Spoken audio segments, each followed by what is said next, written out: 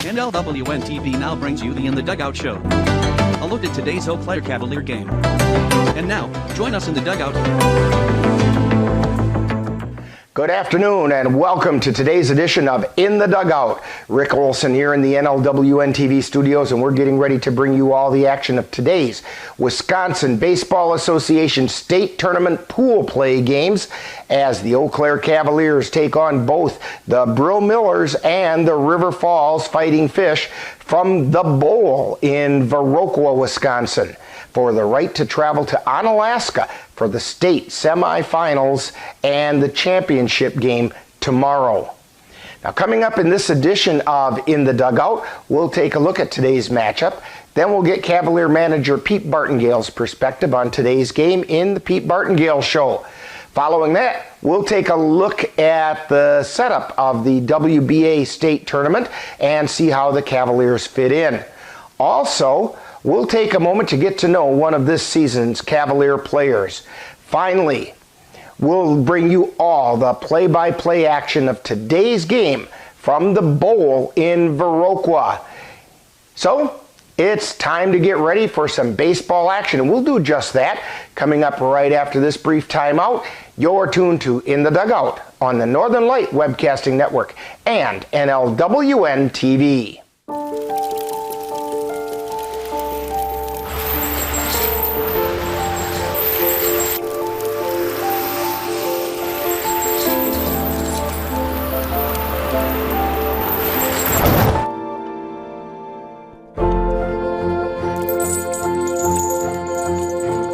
Did you know dragging chains can spark a wildfire?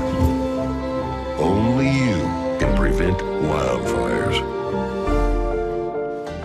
Welcome back to In the Dugout. In a few minutes, the Eau Claire Cavaliers will face off against the Brill Millers, followed by the River Falls Fighting Fish in the Wisconsin Baseball Association State Tournament pool play from the Bowl in Viroqua, Wisconsin.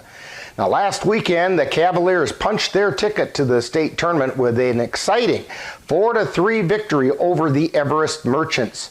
That game was highlighted by a 3-run home run, with the Cavs trailing 3-1 in the top of the 7th inning by Cavalier second baseman Caden Erickson. 0 for 2 today. Here's the pitch. Long fly ball into left field. Could it be? Could it be? Way back. It's off the fence and it's out of here. It's a 3-run home run and the Cavaliers take the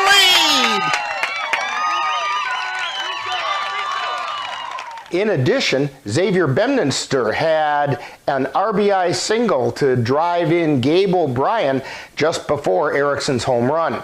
To Xavier Bemdenster. Line shot, base hit. Out into right center field. 1 run's in. Timing on second. Bemdenster comes through. Home run. The Cavaliers were led on the mound with a strong 6-inning performance by Jackson Vance, who picked up his 3rd win of the season, while Austin Getch went the final 3 innings to pick up the save.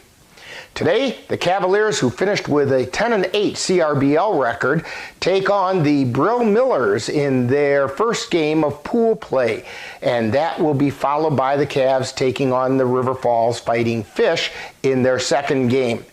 The winner of the Viroqua pool will advance to the WBA state semifinals tomorrow in Onalaska, which will be followed by the championship game later tomorrow.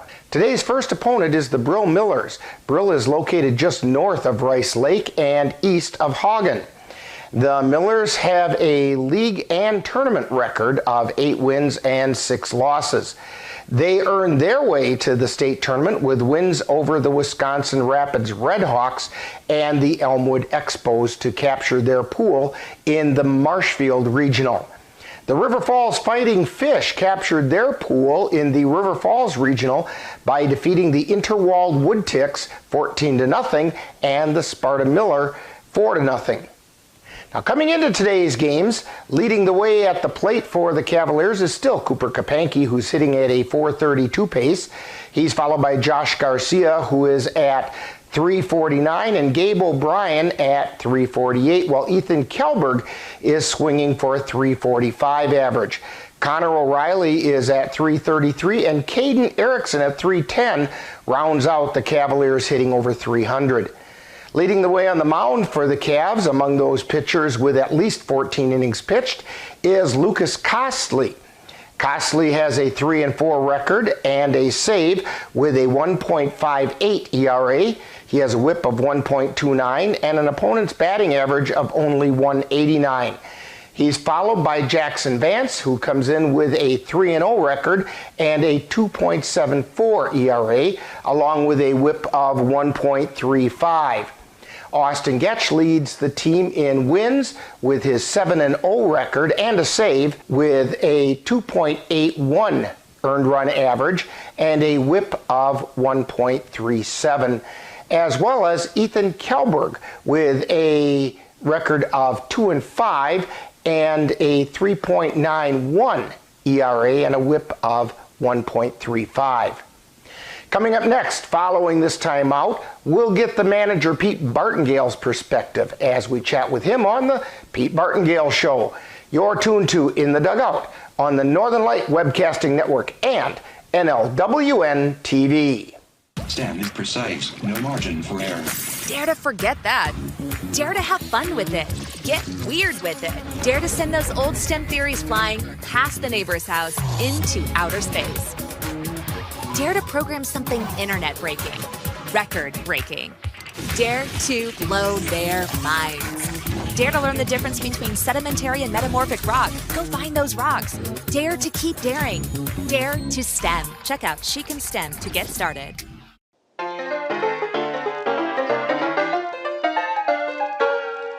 Time now for the Pete Barton-Gale Show, where Cavalier manager Pete Barton-Gale gives us his perspective on today's game. And now, the Pete Barton-Gale Show.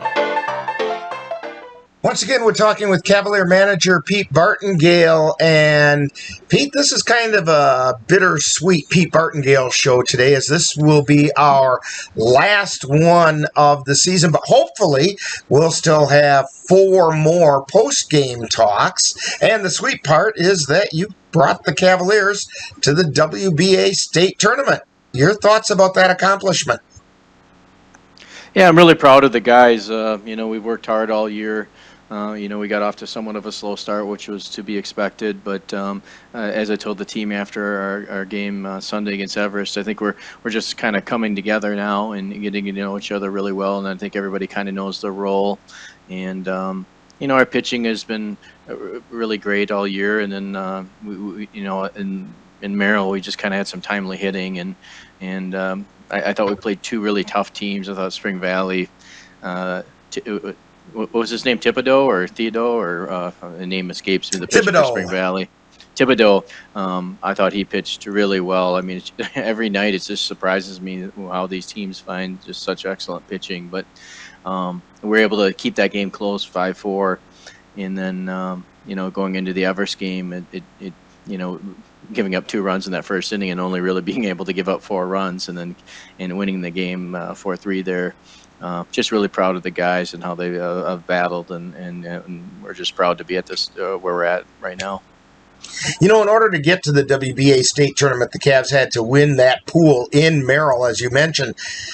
And we've talked all season long about how the Cavaliers needed to cluster hits in order to produce runs. And I can't think of a better example than the game in Merrill against the Everest Merchants, where the Cavs have been held at bay for about 6 innings, but in the 7th, they clustered hits, including an RBI single by Xavier Bemninster and a 3-run home run by Caden Erickson. And it produced your comments about that run eruption. Yeah, we're down 3-0. 3-0. And I think Gabe O'Brien got on there, and then Xavier had I thought his best at bat of the year against a really tough pitcher, and was able to get a single. And Caden Erickson, has been huge for us all year, and consider he's only 19 years old, so. when he hit that home run on his first hit, I didn't think it was gone, but the ball just really carried in that Merrill ballpark, and unfortunately hit the guy's glove and went over the fence. But yeah, timely hits, and we just kept battling and never gave up. And I think Everest got a little tight there as the game wore on. As it got to about the 7th or 8th inning, I think they started to realize, oh my gosh, we may lose this game, and then they started playing tight, and that's always a disaster as a coach when you see your team doing that. Well, at least it worked well for you guys. Yeah, I mean, you could see them get tighter and tighter, and I think they got those 2 runs in that first inning, and I think they felt, well, this is going to be a breeze, and it just didn't work out that way. I think they kind of felt like, well, they always had time, and then all of a sudden they looked at the scoreboard in the 7th inning and they're behind, and then I think they became really, really quite tight after that. And that's when you brought in Austin Getch, who has shut people down all season long, and he did it again. Yeah, Austin has just pitched amazing, and our awards banquet was the other night, and really tough call with all our pitchers. I mean, Austin had a spectacular year, and Lucas Cosley did as well with his ERA and the low ones, and Ethan Kjellberg has been huge for us, and I can't give Jackson Vance enough credit in the way he pitched against Everest. I think Everest is ranked 2, I think, coming into that tournament, and they were a great team, and Jackson just pitched amazing. So. I'm really he's proud been of coming her. on really strong in the last half of the season. Yeah, and I certainly emails his coach at St. Mary's, and I would think they'd start pitching him a little bit. But Jackson's just such a great team player because he can just do anything. He can pitch, he can play shortstop, he can play third, play outfield. So he's just a guy you really appreciate being on your team, and he's also a guy that doesn't say a whole lot. He just goes out and plays his position, and you appreciate that as an individual that's coached as long as I have. He just goes out and plays and doesn't question anything, and I'm just really, really proud of him. Well, today, the Cavaliers need to put together 2 games. The one in just a few minutes against the Brill Millers, and then you get a little time to rest up while Spooner faces Hudson before the Cavaliers have to take on the River Falls Fighting Fish. Any lineup adjustments that you need to consider going into these 2 games, and who do you think you're leaning toward for today's starting pitchers? Yeah, it's when you're playing the MLB rules, that was a change for us because you don't play that all year in the CRBL, so there is no extra hitter, so we have to account for that. But I know Yeager is out today. He's at a family reunion, so he's out for the whole weekend. So he's out, and Ryan Vinny won't be playing with us any longer. So there'll be some adjustments. I think we'll go with Lucas Cosley to start against Brill here. And that first game's always imperative in pool play because you want to win that first one. Otherwise, we would be at where we were in Merrill when you're kind of counting runs against and all those types of things. So need to get this first one because we know River Falls is really tough. Not to take anything away from Brill, I think any team you face at this point is going to be tough. But we just need to pitch well and trust our defense and get timely hitting. I mean, Cooper Kapanke's been amazing, and then I think batting O'Brien behind Cooper has helped a little bit. I've gotten several questions, why aren't we leading off O'Brien? But I think Gabe behind Cooper really helps protect Cooper a little bit. Otherwise, I think teams would maybe pitch around Cooper and go after, not to put in our other hitters down, but O'Brien's a really strong hitter. So the leadoff role has been an issue all year, as we've talked about this, Rick. But we'll probably go back to Vance Jackson there and go to Boda, and the lineup will be relatively the same, and DH Kjellberg. And we'll just kind of who needs to get out of the all of a sudden slump that he found himself in over in Merrill. Yeah, and the pitching was really tough. I mean, that's the pitcher for Spring Valley is really tough, and the Everest pitcher was really tough. So those things are going to happen. We worked out on Wednesday night and had a practice, and he was hitting fine, and I think he's pretty determined. But Ethan's a real determined individual, and that won't bother him. He's a confident man, so he'll come out firing here on today, I hope. Well, Pete, good luck on this weekend. Hopefully, the Cavaliers can find a way to play tomorrow in Onalaska for the WBA State Championship. Sounds great. Thanks, Rick.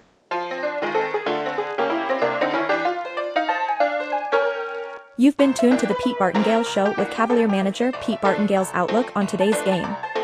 Stay tuned. More of In the Dugout is coming right up on the Northern Light Webcasting Network and NLWN-TV. I want to eat apples and bananas. I need to eat apples and bananas. Why can't I eat apples and bananas? Support the Feeding America nationwide network of food banks to help provide meals to those in need. Join us at feedingamerica.org. Welcome back to In the Dugout as we're getting ready to bring you all the action of today's WBA State Tournament pool play games for the Cavaliers. 36 teams from around the state of Wisconsin qualified for the WBA regional tournaments. There were 6 regions with 2 pools in each region, and the winner of each regional pool has advanced to the WBA State Tournament. Those 12 state tournament teams have been reseeded and divided into 4 state pools. Pool 1 will take place in Sparta and will include the Tilden Tigers, the Hayward Hawks, and the Washburn Sharptails. Pool 2 in Coon Valley and Viroqua has the teams work here to cover: the Cavaliers, the Brill Millers, and the River Falls Fighting Fish. Pool 3, also in Viroqua, includes the Spooner Cardinals, the Hudson River Rats, and the Wausau River Hawks. Onalaska has the Prescott Pirates, the Tony Hayshakers, and the Hagen Knights for Pool 4. The winners of these 4 pools will compete in the state semifinals tomorrow in Onalaska, followed by the state championship game later tomorrow afternoon. Against the teams qualified for the WBA State Tournament, the Cavaliers have a 2-1 record, having split their season series with the CRBL rival Tilden Tigers and having defeated the Hudson River Rats. Now, coming up next, following this timeout, we'll get to know one of this season's Eau Claire Cavalier players on Cavalier Profile. You're tuned to In the Dugout on the Northern Light Webcasting Network and NLWN-TV. Honey, the kids are antsy. What can we do that will keep all of us entertained and won't break the bank? How about we take them to the Cavaliers game? Tickets are inexpensive. There's popcorn, hot dogs, and other baseball treats, and great baseball action. That's right, Eau Claire Cavalier Baseball, your best choice for affordable family entertainment. Check out the schedule at www.eauclaircavaliers.org.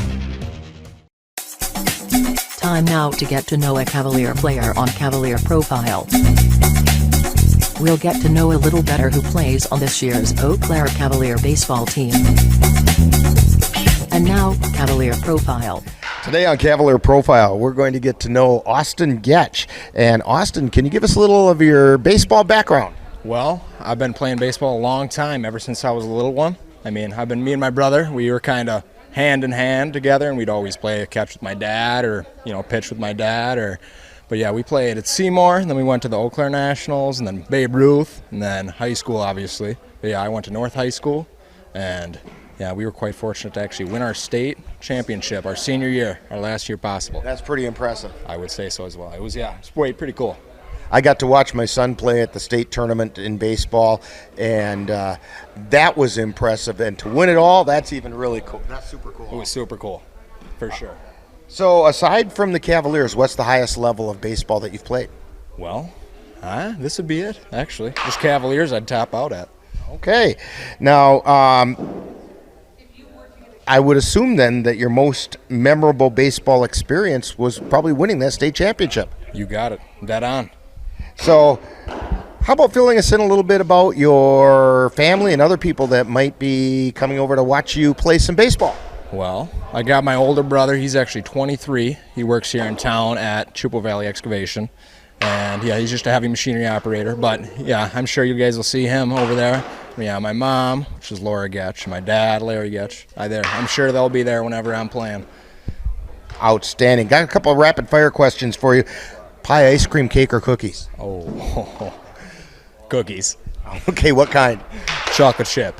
All right. That's the old standby, isn't it? You never can go wrong. That's right. All right, favorite color?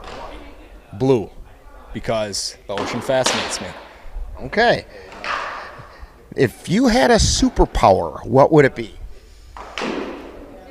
The ability to time travel.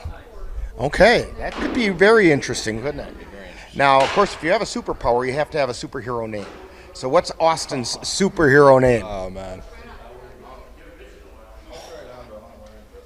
I couldn't tell. This is the one that stumps everybody. Yeah.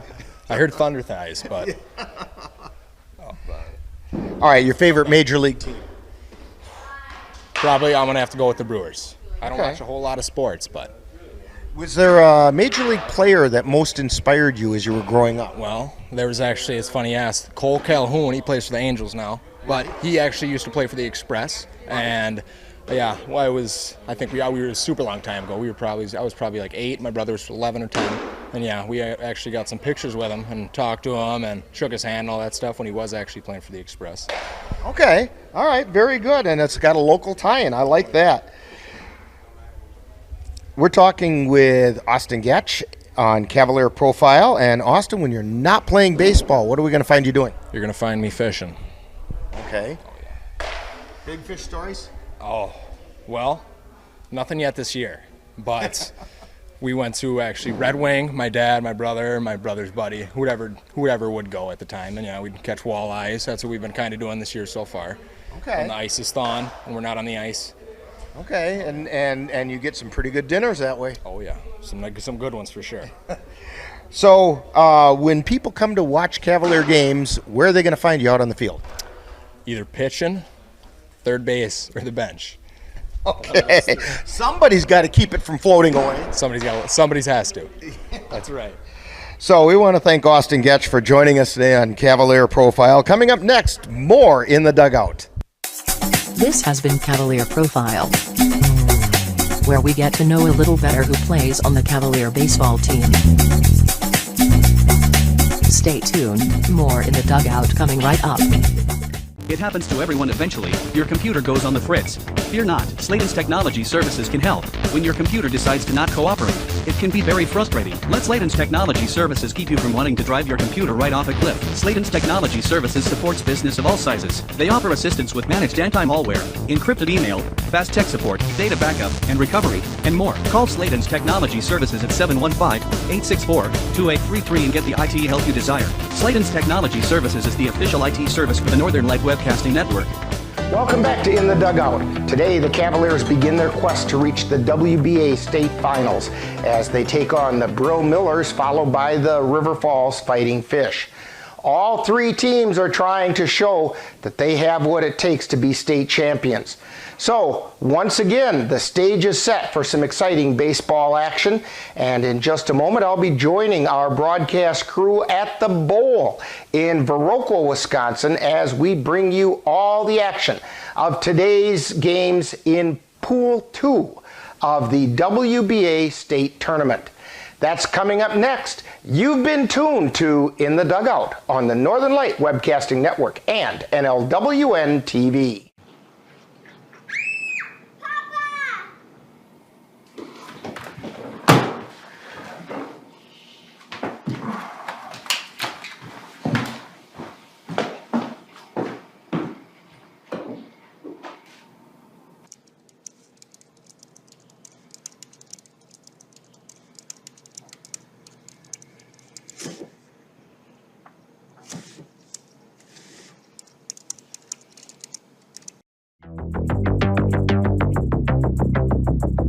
You've been watching the In the Dugout show with a look at today's Eau Claire Cavalier game. This has been a presentation of NLWN-TV. Stay tuned. Coming up next is live Eau Claire Cavalier baseball. Being prepared is a part of who you are, but it's especially important in the case of a disaster. Be informed about possible emergencies in your area. Make a plan that covers where you go in an emergency. Build a kit with the things you need to survive. There's no one more capable of planning for your situation than you. Start your plan today. Go to ready.gov/myplan. Eau Claire Cavalier Baseball is on the air. The Northern Light Webcasting Network and NLWN-TV proudly brings you today's Eau Claire Cavalier game. Join us as we follow the Cavs while they battle their way through the Chippewa River Baseball League. Long fly ball by Pogo, and it's out of here! A 3-run shot by Anthony Pogodzinski. And now, out to the ballpark for coverage of today's game. And good afternoon.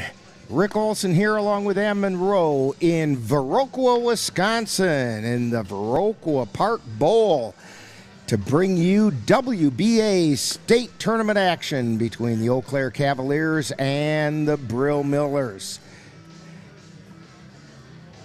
And we are just about ready to get things started. So I'll tell you what, let's do the starting lineups. First of all, for the visiting Brill Millers, leading off the shortstop Bill Brown.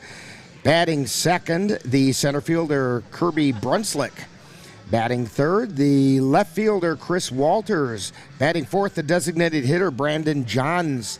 Batting fifth, the pitcher Hunter Ashling.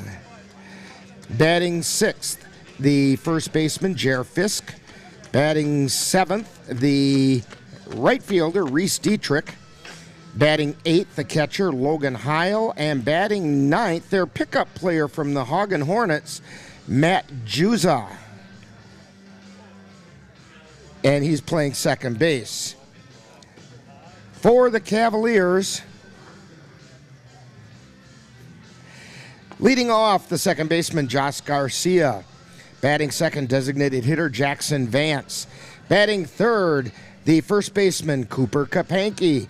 Batting fourth, our Geno's player of the game, right fielder Gabe O'Brien. Batting fifth, the catcher Cole Timon. Batting sixth, the left fielder Campbell Kapanke. Batting seventh, the shortstop Ben Boda. Batting eighth, the third baseman Caden Erickson. And batting ninth, the center fielder Xavier Bemninster. And on the mound for the Cavaliers is Ethan Kjellberg. He comes into the game with a record of 2 wins and 5 losses, a 3.91 earned run average. Kjellberg is a last-minute change for the starting pitching role for the Cavaliers in Game 1 because of darned autocorrect. Lucas Costley was supposed to be the starter in this game, but when he punched in the directions, his phone thought he typed in Verona rather than Viroqua, and Verona's down by Madison, nowhere near Viroqua, and so he had to do a quick adjustment once he discovered he wasn't where he thought he was supposed to be. Well, it looks to me like the information I had is backwards. So the Cavaliers are the visiting team and the Brill Millers are the home team. And we'll have to make an adjustment to that. And I don't understand how that happened because the higher seeded team is usually the home team in these situations. And but that's okay. So the Cavs will be coming up first.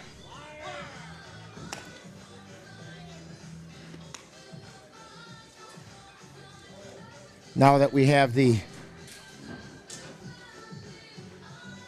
scorebug all fixed. So on the mound is Hunter Ashland.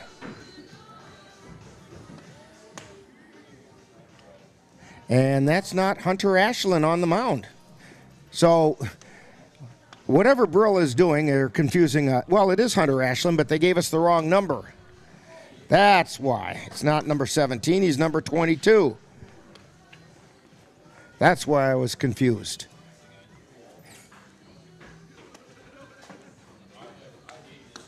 And they still have the scores up on the scoreboard from the previous game, but they're trying to get things zeroed out. And we are just about ready to get things rolling.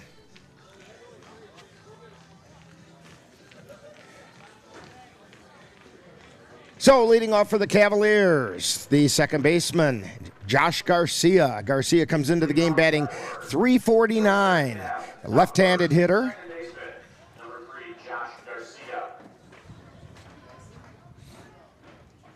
Ashland works from the belt. Garcia shows bunt, and it's a called strike. No balls and a strike.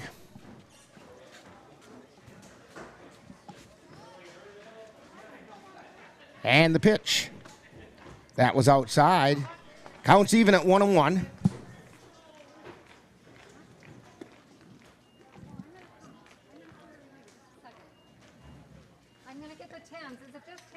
Ashland at the belt, and the 1-1 pitch. That's high for ball 2.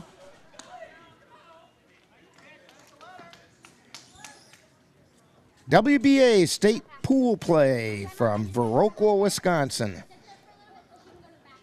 Here's the pitch. That's low for ball 3.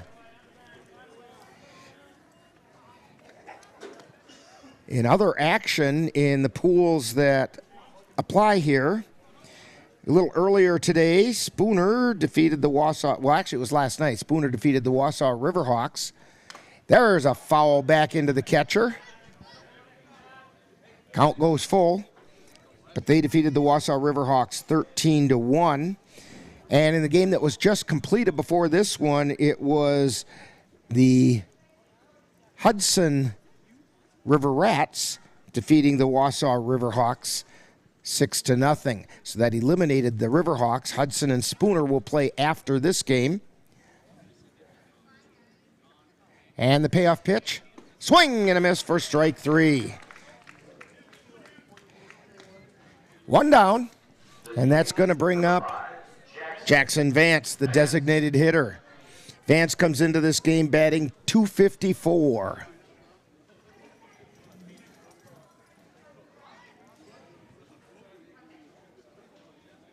Here's the pitch. It's high.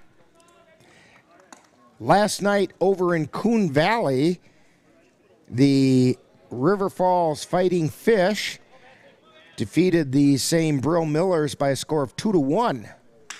In walk-off style. Here's a sinking shot out into left field, falls in and gets past the left fielder.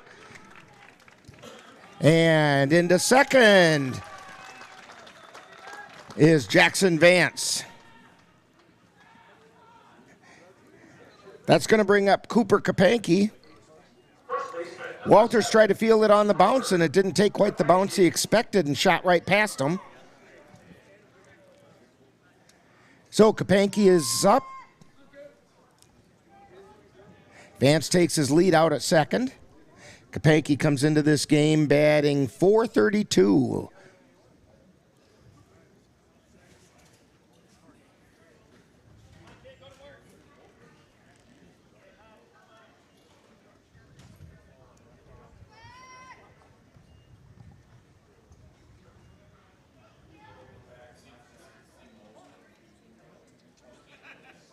Ashland takes a look over at second.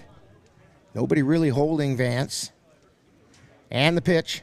Fly ball out into right field. Could fall in. No. Coming in to make the catch is Dietrich. Vance has to hold. And that'll bring up Gabe O'Brien, the right fielder. And Gabe is our Geno's player of the game. Stop out at Geno's Pizza tomorrow and mention Gabe O'Brien's name. Get yourself a free soft drink. If he gets an extra base hit today, well, that'll get you a free appetizer. Here's the pitch. Called strike on the outside corner.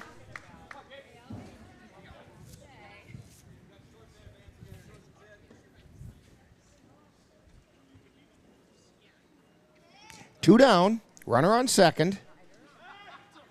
And Ashland steps off the rubber. Vance takes his lead again back out at second.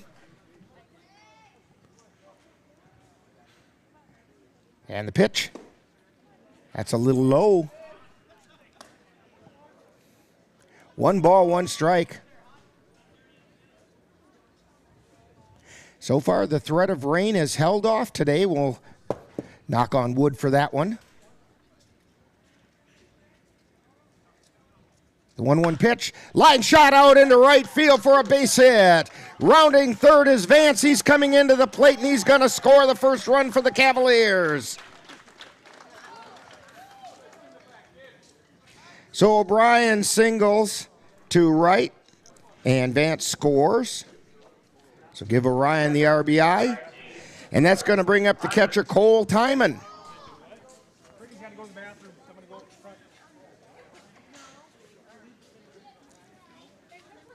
Timon comes into the game batting .219. Here's the pitch.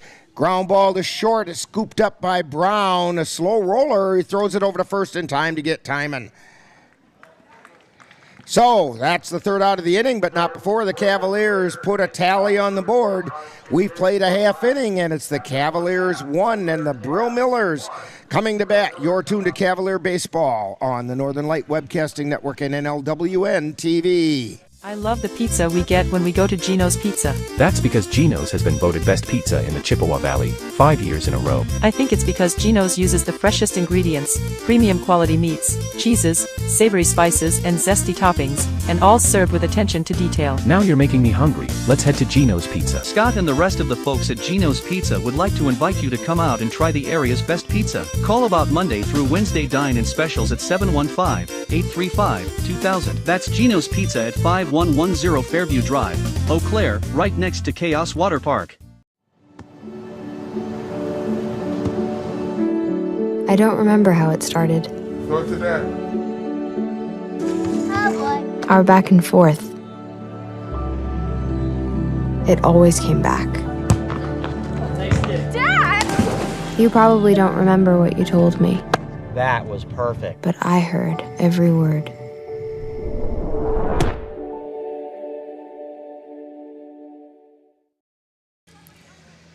And we're back here at the Viroqua Park Bowl. WBA State Tournament pool play. Cavaliers have opened up a 1-0 lead after the top half of the first. Due up for the Brill Millers are Bill Brown, Kirby Brunslick, and Chris Walters.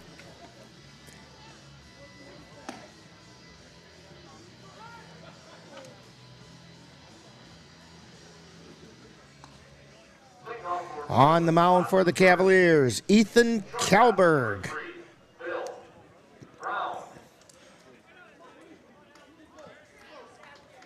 Hard-throwing right-hander.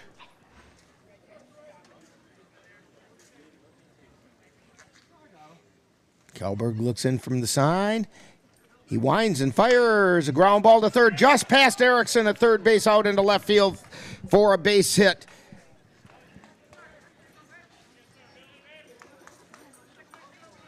And Brown checks in at first. That's going to bring up Kirby Brunslick.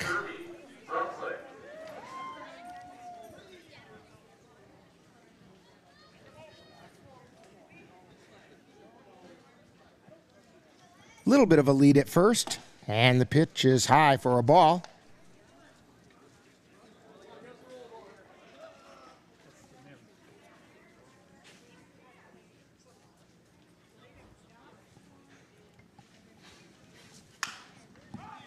And a fly ball out into left field.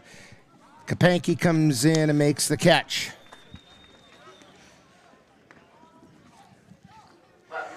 So 1 down, the runner holds. Browns holds at first, and it brings up Chris Walters, the left fielder.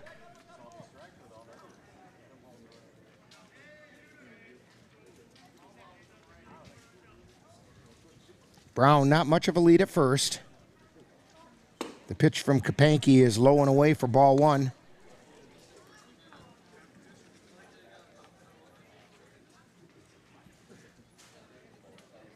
Kapanke looks over first, and he throws over there, and back in time is Brown.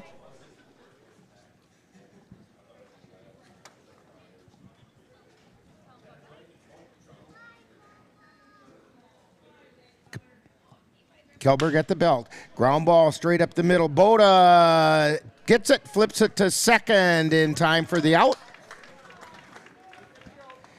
So Walters gets on a fielder's choice as they get Brown at second. 2 down. Walters at first. Brandon Johns, the designated hitter, coming to the plate.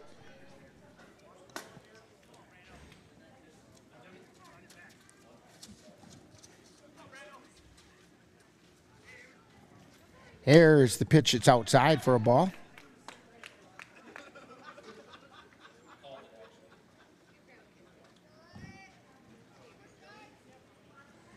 Well, I stand corrected. He called a strike on that. Must have caught that outside corner. And the pitch. That came right down, painted the center stripe on Water Street that time. No balls, 2 strikes, 2 down, 1 on. Walters with his lead. And the pitch. Outside, throw down to second, and they're not going to get him. So Walters with a stolen base.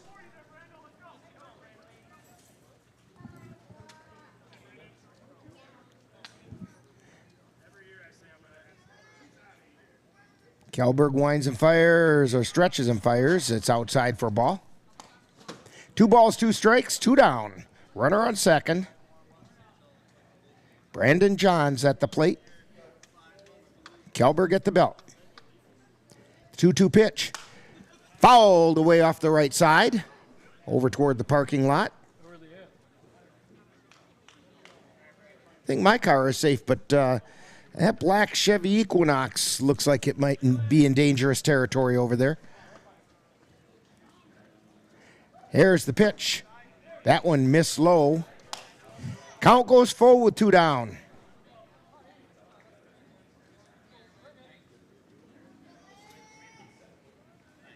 Kjellberg goes to the belt. Takes a look at second and the payoff pitch. Check swing, strike 3. Oh, they said ball 4. Timon thought it was strike 3.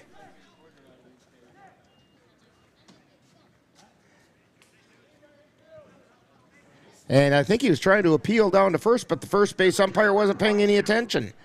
So we have 2 runners on as Brandon Johns is at first. Brings up pitcher Hunter Ashland.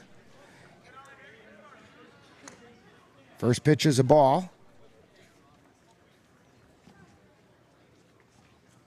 Usually takes Kjellberg about an inning, maybe 2 to get into his groove. There's a pitch that's called strike. That was on the inside third of the plate.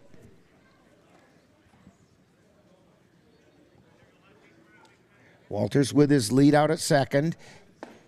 That pitch misses outside. 2 balls and a strike.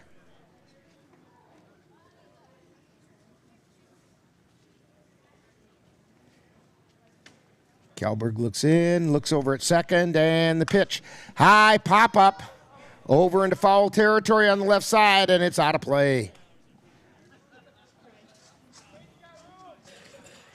Counts even at 2-2 to Hunter Ashland.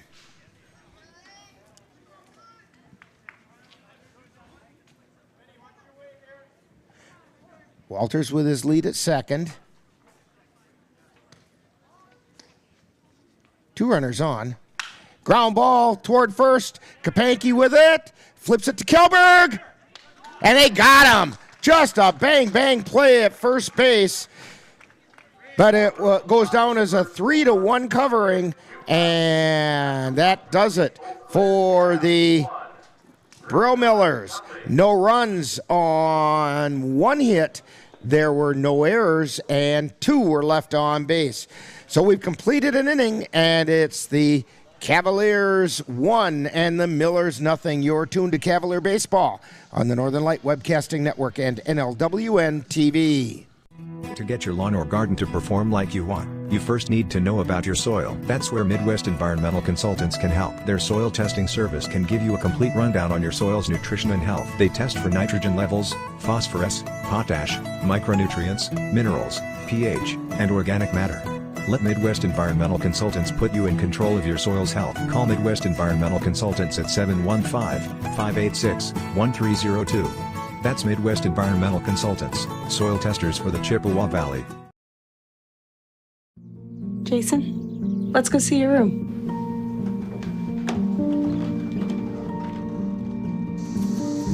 That's not right. How is it? Is it good?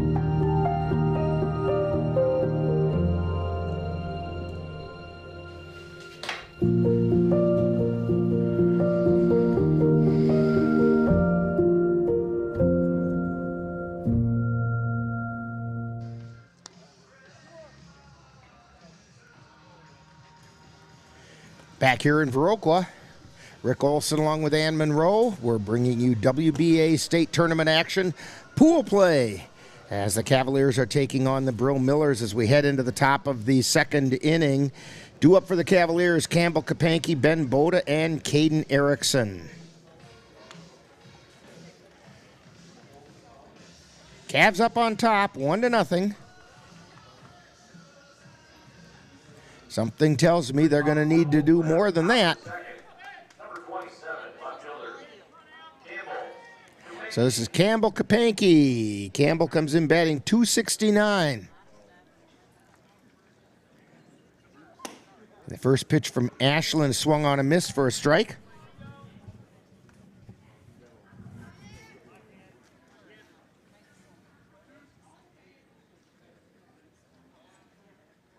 Ashland at the belt, and the pitch is outside for a ball.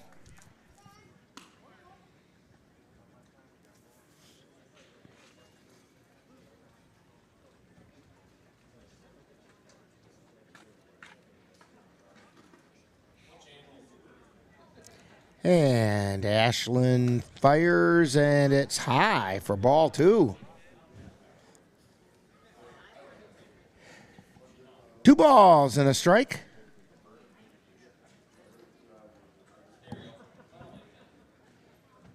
And the pitch.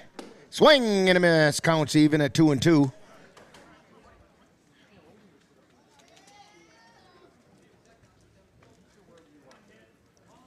Two balls, 2 strikes, nobody out. We're in the top of the second inning. Ashland fires the 2-2 pitch. Swing on and miss. Strike 3. Kapanke goes down swinging. That's going to bring up Ben Boda, the shortstop. Number 17, Ben Boda. Boda comes into the game batting .296.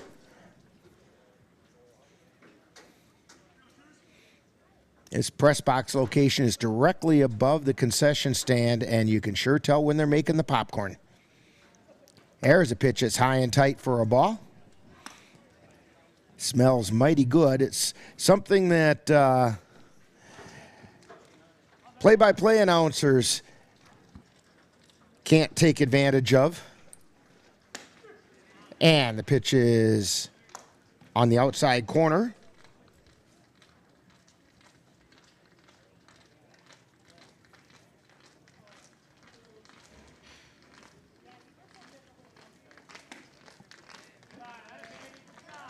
And he missed with that one, so it's 2-1.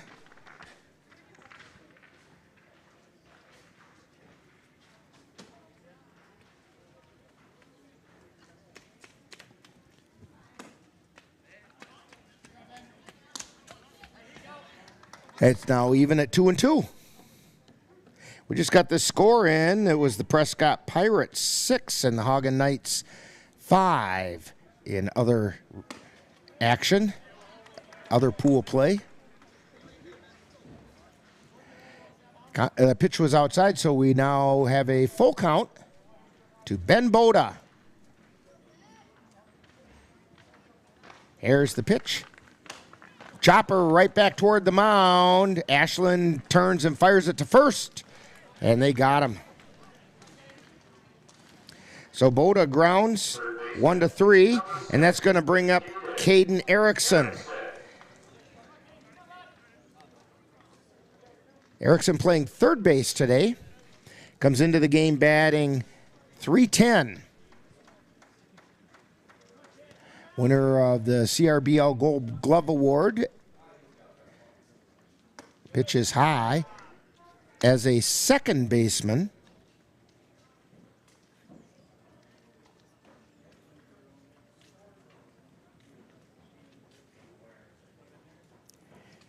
Here's the pitch. Called strike on the inside corner. 1-1's the count. 2 down.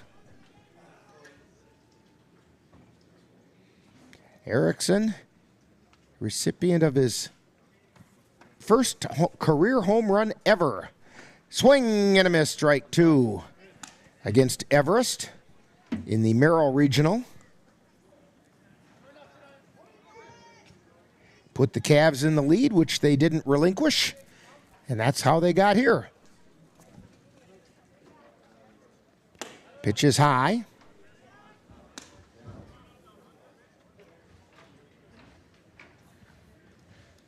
Two balls, 2 strikes.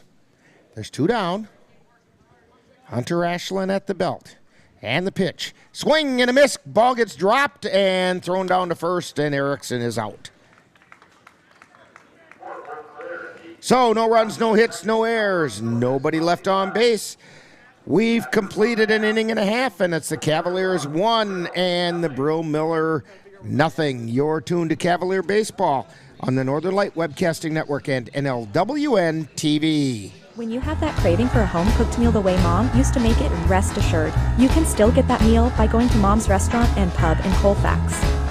Mom's is open daily, serving breakfast and lunch, and don't forget dinner on Friday nights with Mom's famous fish fry. The coffee is always hot, the breakfast is always delicious, and lunch will put a smile on your face and in your stomach. 225 Bremer Avenue, Colfax. Call 715-962-4617. That's Mom's Restaurant and Pub.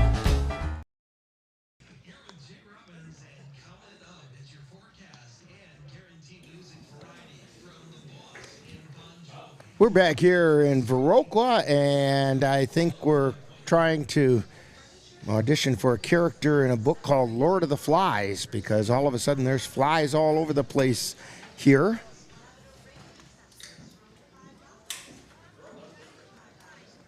Although we've been in much worse, so.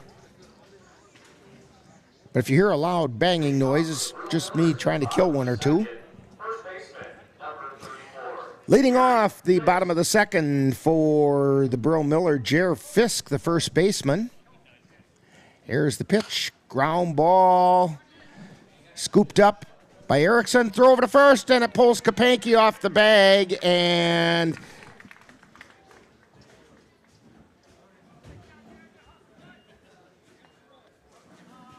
Fisk is safe at first.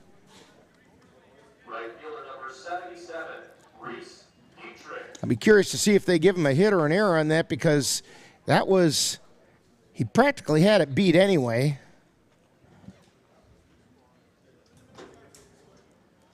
But I think it's probably an error on Erickson on the wide throw. Reese Dietrich at the plate, showed bunt. He's the right fielder.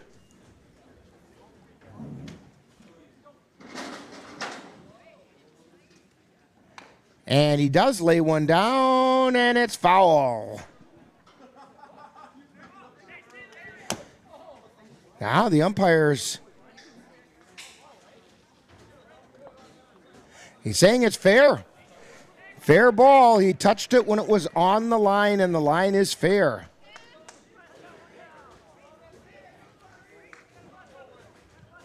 So that's a bunt single.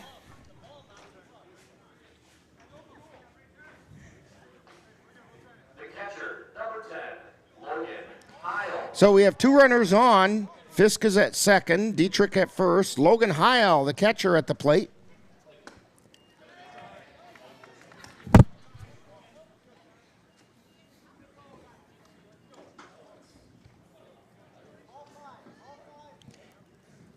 The first pitch was a called strike. Kjellberg's second pitch swung on a missed. He definitely wasn't showing bunt there. 0-2 is the count.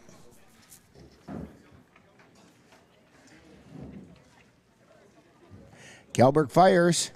It's outside. 1 ball, 2 strikes.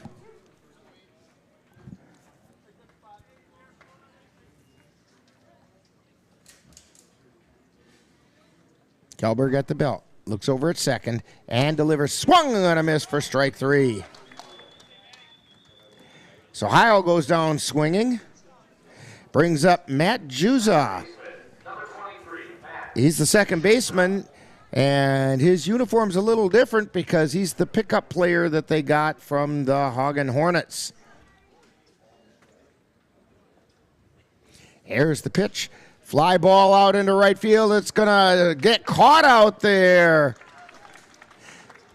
Gabe O'Brien comes in and makes the catch. That was a sinking fly ball that looked like it might fall in, but it didn't. And it takes us back to the top of the order. It's the shortstop, Bill Brown, who singled his first time up to left field. 2 down, ball gets by Timon, and the runners each advance. So that's going to put Fisk at third, Dietrich at second. With 2 down.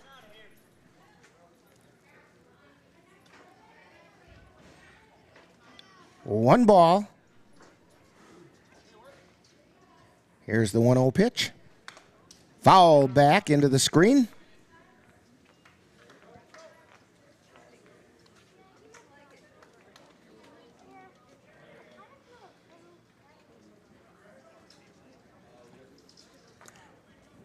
Counts even at 1-1. And the pitch is in the dirt. Timon keeps that one in front of him. Chases Fisk back to third.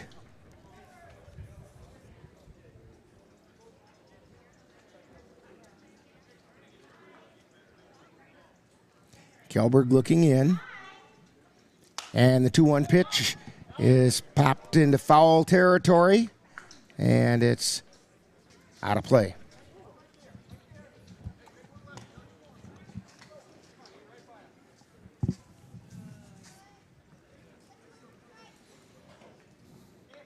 Two balls, 2 strikes, 2 down. Here's the wind and the pitch. Chopper down the third baseline. It's going to stay fair, and the run comes in to score. It died kind of in the grass, rolled over to the dirt, but it would not roll foul.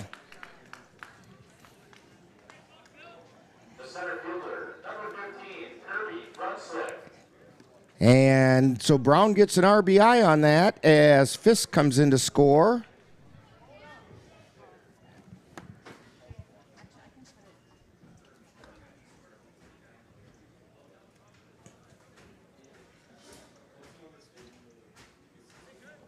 Ties the game up at 1.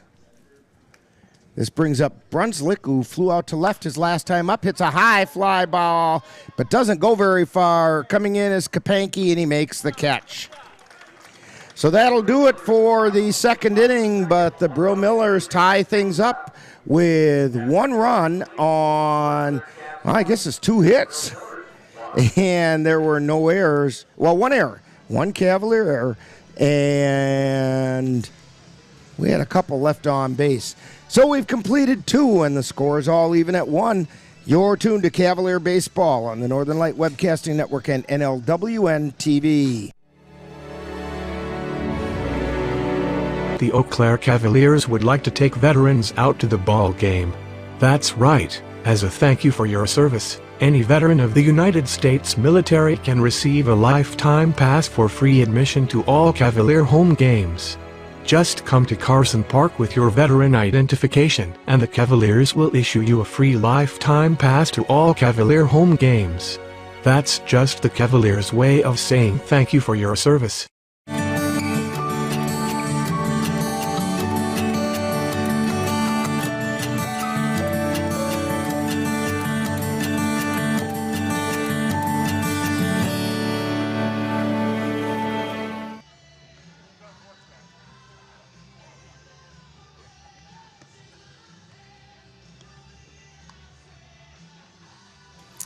And we're back here at Viroqua, and there are some kind of dark-looking clouds, and the weather seems to be moving backwards. It's moving from east to west, and there is a little bit of a rain shower to the southeast of us. And hopefully it stays away and we can get this game in. It brings up Xavier Bemminster.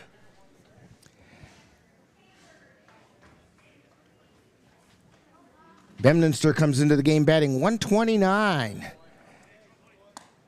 He did get a key hit in the game against Everest last weekend. Got an RBI single.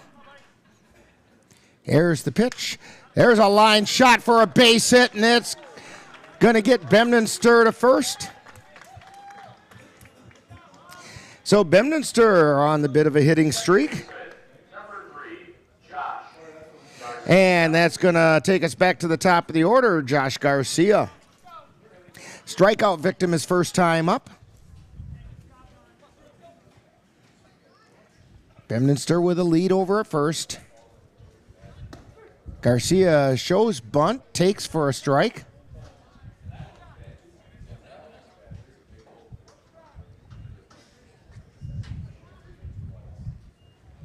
No balls and a strike.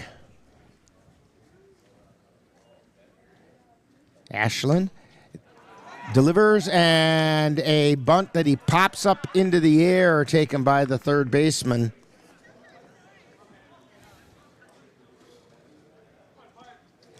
That's going to bring up Jackson Vance. He doubled and scored the Cavaliers' lone run so far. Bemminster on first, taking the lead. Ashland delivers. It's high for a ball.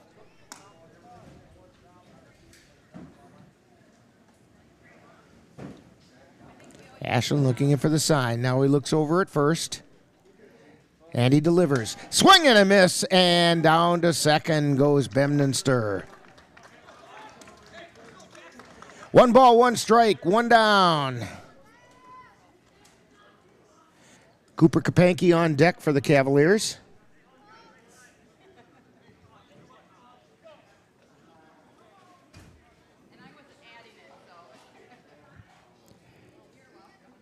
Ashland delivers the ball to Vance. Line shot, caught by the shortstop. That's Brown. Went down to his knees and caught it just before it got to the turf. So with 2 down, that's going to bring up Cooper Kapanke, I should say. Cooper flew out to right field his first time up.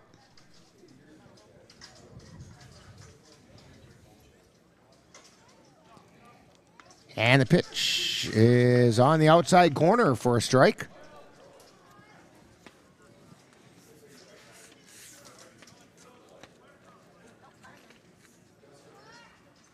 No balls and a strike to Cooper Kapanke.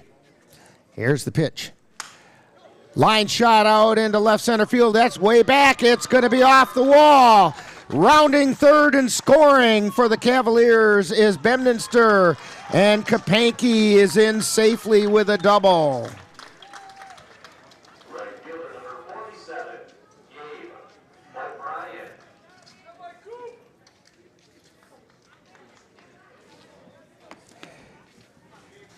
So that'll put the Cavs up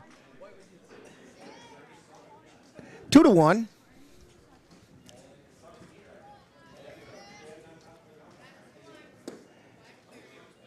And the first pitch to Gabe O'Brien misses. O'Brien singled, got an RBI single to right field his first time up.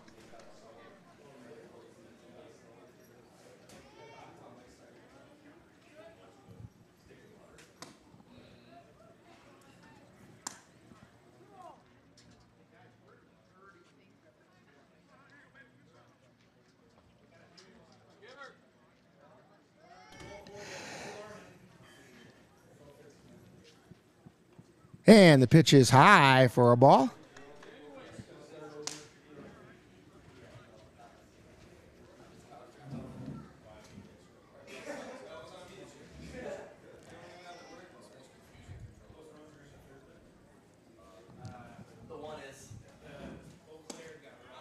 And ball 4 is the call to Gabe O'Brien, so he draws the walk, and 2 runners are on for the Cavaliers with 2 down.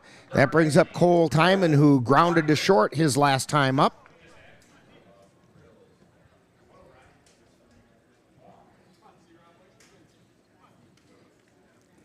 So Cole Timon, Cooper Kapanke out at second with his lead. And the pitch is high.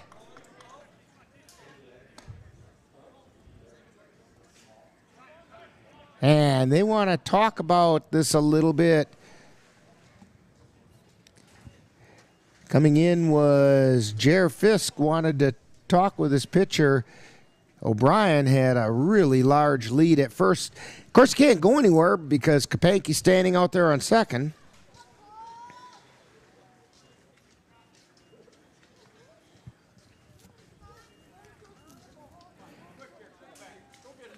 So now Timon's back in.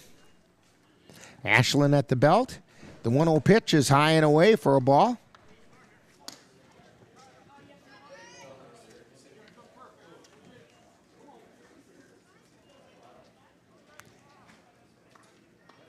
Left-hander Ashland looks over at second. There's the lead at first. And the pitch. That one missed.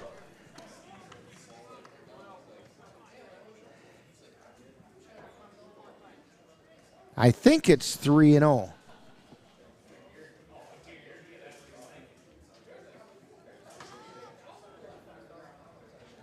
And the pitch. And that's a called strike.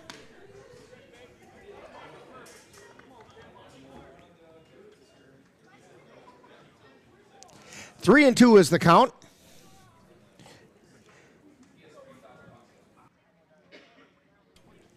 And the pitch. Check swing. And they got him. Now it's 3-2. Okay, it was 3-1, but I thought it was 3-2 before, but I've been wrong before, and I'm wrong again. Ashland delivers the payoff pitch, and it's outside for ball 4. Cole Timon draws the walk. And that's going to bring up Campbell Kapanke. Campbell Kapanke's been struggling at the plate of late, but we know that he can come through with base hits, and this would be a really good time, bases loaded. Of course, they're having a conference at the mound.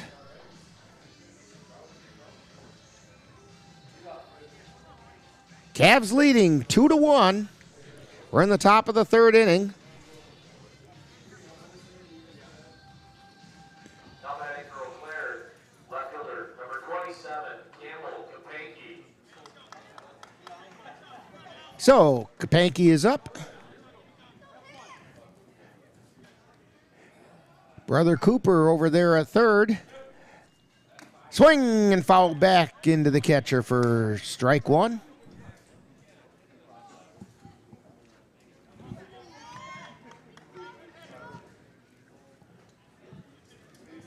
Cooper taking the lead at third. Ashland delivers. Foul back out of play.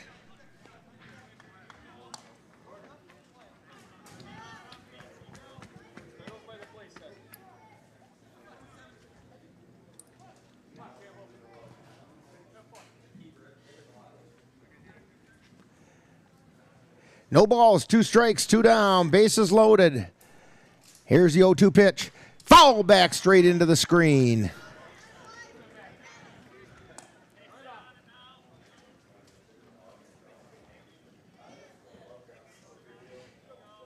No balls, 2 strikes.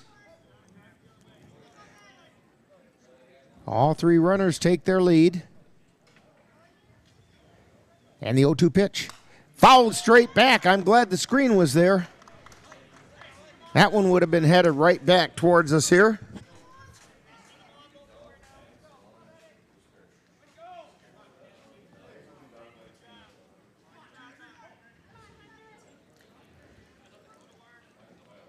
Count remains 0-2 to Campbell Kapanke. Here's the 0-2 pitch. That's high for ball one. That was one of those, go ahead and swing at this if you want to, pitches.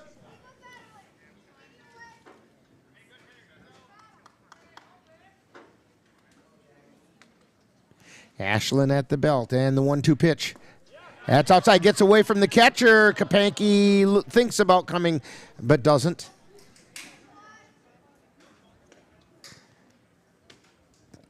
Counts even at 2-2.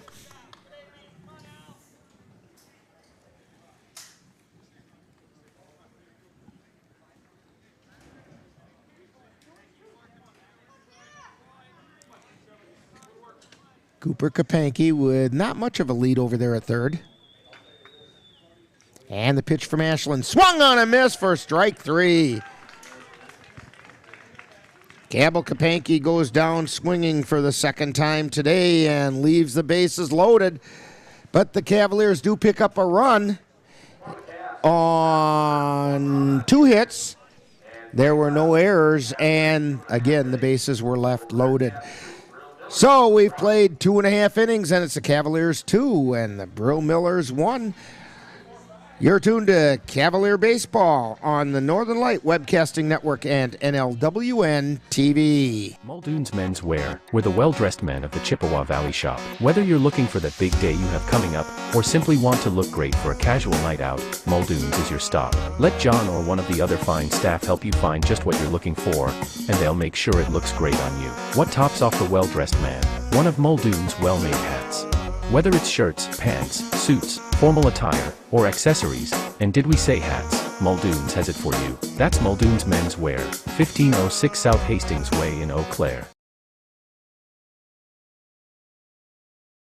My Shiro doesn't always wear a cape, but she always has time for a hug, a smile, for going the extra mile.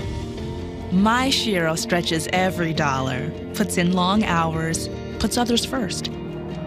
But now it's your time, Mom. When you're ready to retire, we want you to be able to enjoy it. It's time to start saving now. A free 3-minute online chat can give you the personalized tips you need to start boosting your retirement savings today. Visit aceyourretirement.org.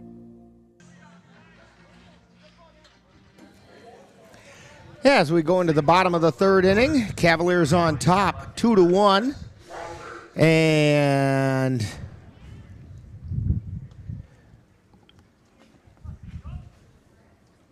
up for the Brill Millers is Walters, who lines it to Erickson at third.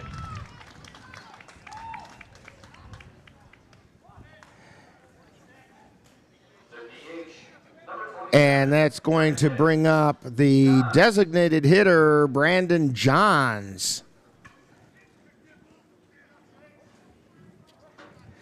Brandon Johns drew a walk his last time up.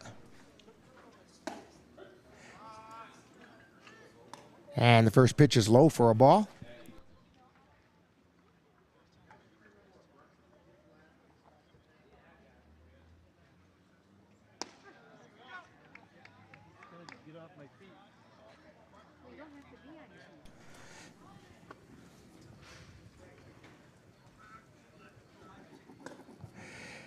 And the count works its way up to 2-1.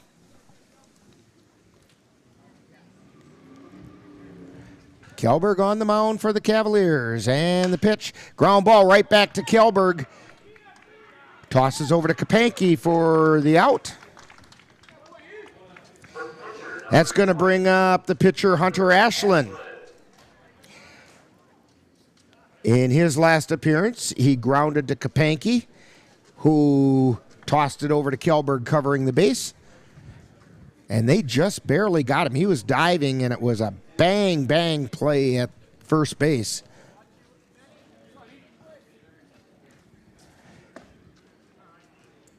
And the first pitch is a little low for a ball.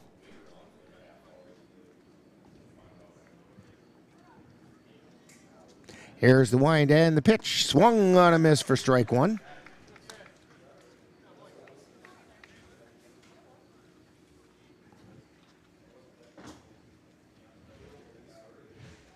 And the pitch. Swing and a miss for strike 2. 1 ball and 2 strikes. 2 down. Kjellberg delivers the 1-2 pitch. Just missed outside.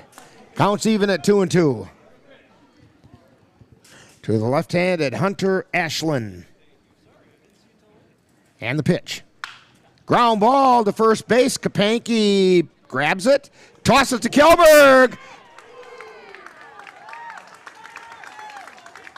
And they called him safe.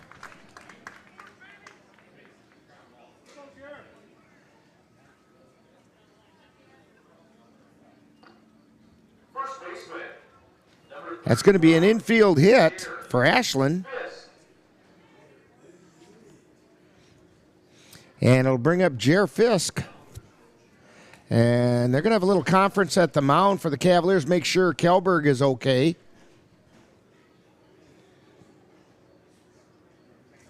Fisk got on an error by Erickson.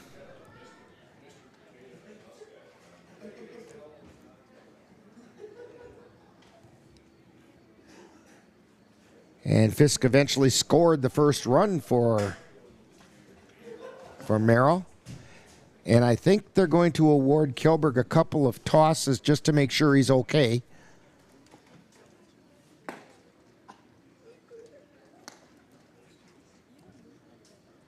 After that collision at first.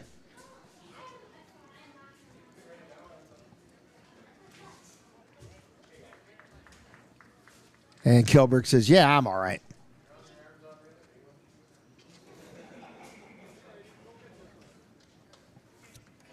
Two down, and we have a runner on first now in Hunter Ashland.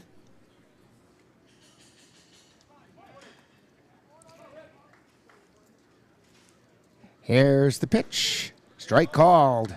You know, Ashland got on first, almost identical plays as 2 times at bat. Both were bang-bang plays. One went in the favor of the Cavaliers, and the other one went in favor of the Brill Millers. Throw to first, Ashland back in time.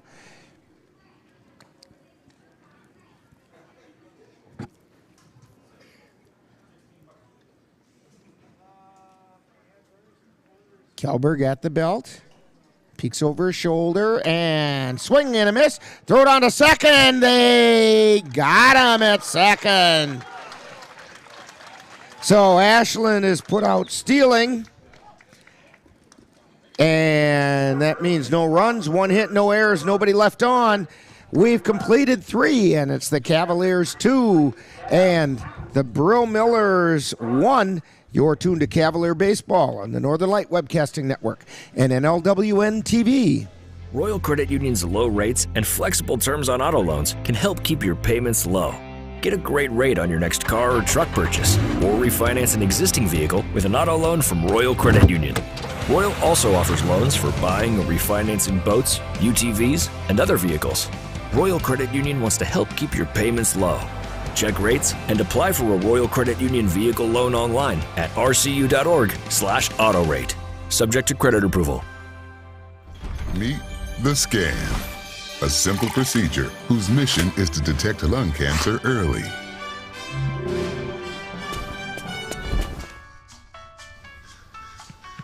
I'm here to save you. But I feel fine. That's great, but you may still be at high risk for lung cancer. Oh man, that's a new fence. If you smoke, early detection could save your life. Learn more at savedbythescan.org. Last week, Brandon met a girl on a dating app. One day after work, he finally found the courage to ask her out. No answer. He started to panic. Was he being too pushy? Maybe it was too... Hey, sorry I didn't respond. I was driving. I would love to go on a date. How does tonight sound? Brandon tried to play it cool, but inside he knew. A girl so smart, so responsible. She must be a keeper. Back here at Viroqua Park Bowl in Viroqua, Wisconsin, we've got WBA state tournament pool play going on. Cavaliers, as we head into the 4th inning, have a 2-1 lead over the Brill Millers. Leading off for the Cavaliers is Ben Boda. He's going to be followed by Caden Erickson and Xavier Bemninster. Boda grounded back to the pitcher his first time up.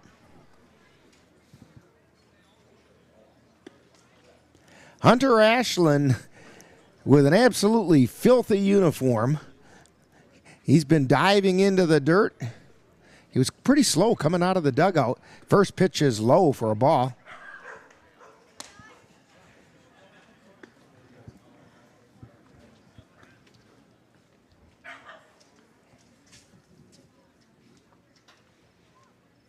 Here's the wind in the pitch. Ground ball down the third baseline, foul. Counts even at 1-1 to Ben Boda.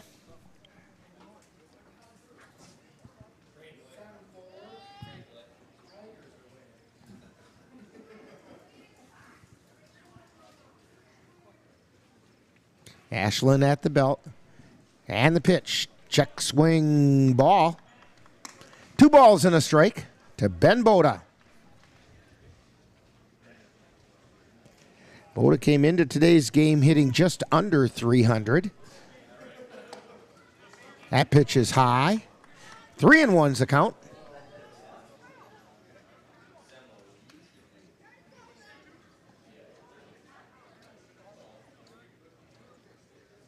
And the pitch. Strike called at the letters. Counts full now to Boda.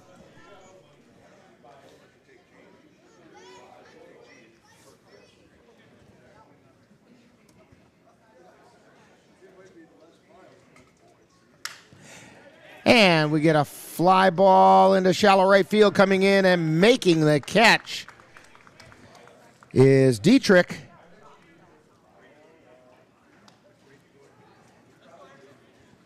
So that's 1 down, and that will bring up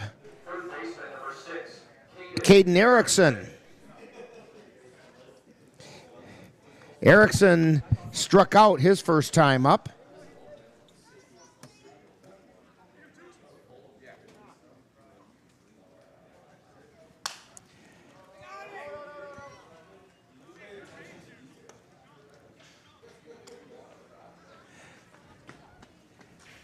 First pitch is fouled off on the right side.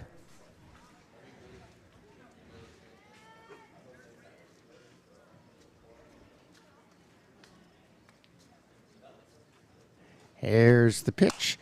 Pop foul out of play. Off the roof of the press box. That steel roof up there sure lets you know.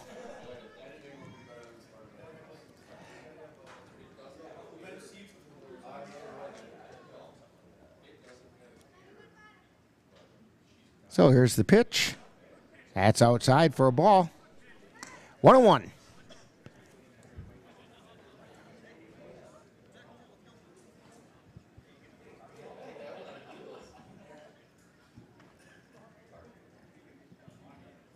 Here's the pitch. Foul back into the screen. 1 ball, 2 strikes.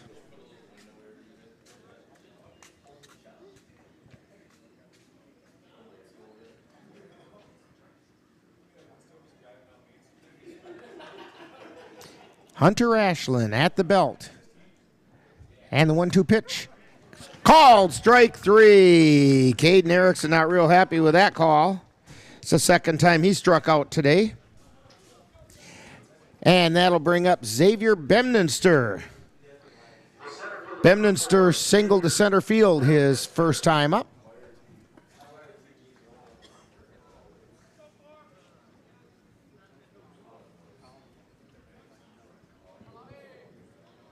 And the pitch to Bemninster swung on a missed first strike.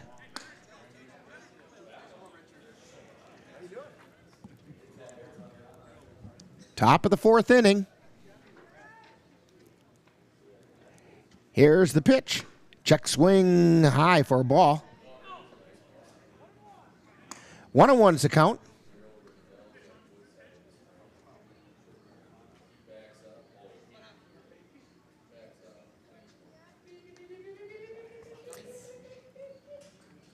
The 1-1 pitch. Swung on top, foul tip back into the glove. 1 ball and 2 strikes.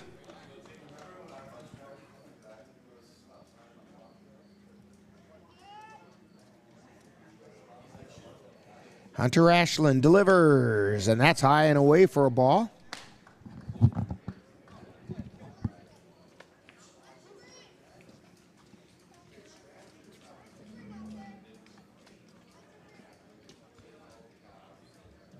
And the pitch. That's high for ball 4. So Bedminster draws a walk. Takes us back to the top of the order. Josh Garcia, who struck out and popped to the third baseman on an attempted bunt.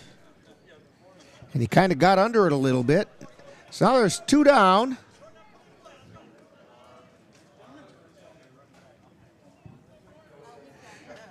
Bedminster over at first.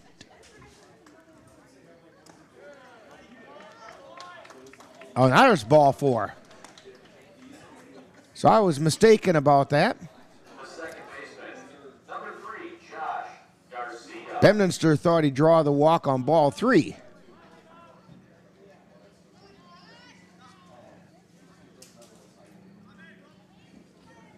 Now that brings up Josh Garcia, who's 0 for 2. Swung on a miss for strike 1.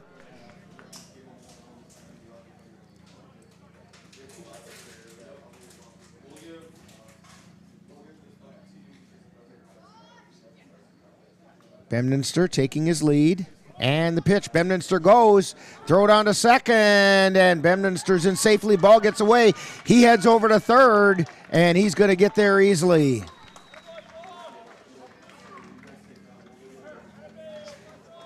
So that's going to go in the book as a stolen base at second, but he went to third on the error on the throw.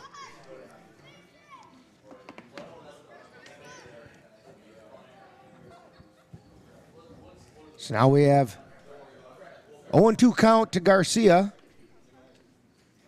Bedminster takes his lead, and a swung on a miss for strike 3. Oh, now it's strike 2.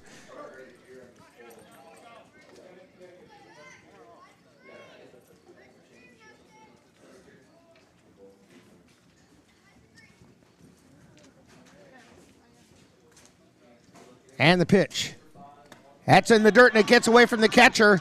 And in to score is Xavier Bedminster on the wild pitch.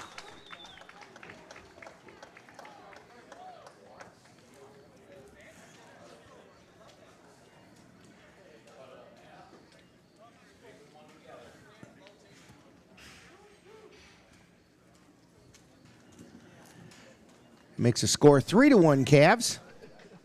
And the pitch. Strike 3 called. So Garcia goes down looking, but not before the Cavaliers pick up a run on no hits. There was 1 error and nobody left on base. We played 3.5, and it's the Cavaliers 3 and the Brill Millers 1. You're tuned to Cavalier Baseball on the Northern Light Webcasting Network and NLWN-TV. Colfax High School football action is coming your way on the Northern Light Webcasting Network and NLWN-TV. Coming up on Friday, August 26th, the Colfax Vikings will host the Elevastrom Cardinals from Colfax High School. Coverage begins at 6:40 p.m. with Viking pregame. That's live Colfax Viking football on Friday, August 26th, on the Northern Light Webcasting Network and NLWN-TV. And I want to mention to you that coming up before that Colfax Viking football game, which ought to be a lot of fun after last night's adventure, we have more Cavalier baseball coming your way. Later today, the Cavaliers will take on the River Falls Fighting Fish, and weather permitting, there's a few dark clouds rolling by. Our pregame activities will begin at 6:30 with the In the Dugout show. as the Cavaliers take on the River Falls Fighting Fish. Bottom of the fourth, Jer Fisk at the plate, and Kjellberg's first pitch is low and away for a ball. Fisk was up when Hunter Ashland was caught stealing for the third out of the last inning. There's a swing and a miss for a strike.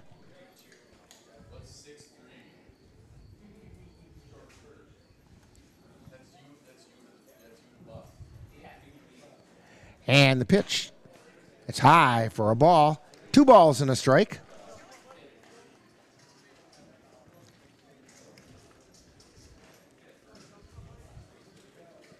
And the pitch, that's inside. 3-1 is now the count to Jer Fisk.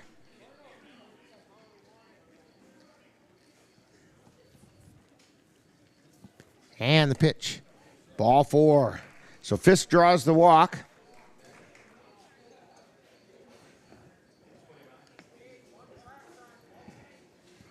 That's going to bring up Reese Dietrich. And Dietrich got a bunt single down the third baseline.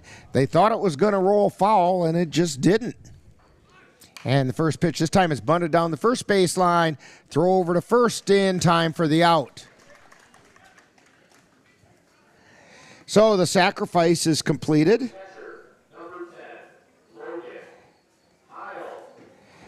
And it moves Fisk over to second. Logan Heil, who struck out his last time up, is at the plate. Fisk out at second. Kjellberg's pitch. Called strike on the outside corner.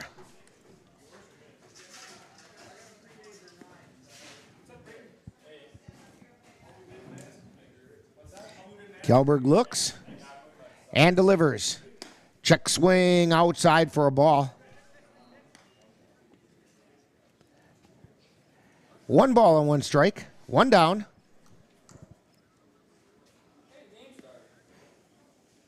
And the pitch. That's inside. Ball 2.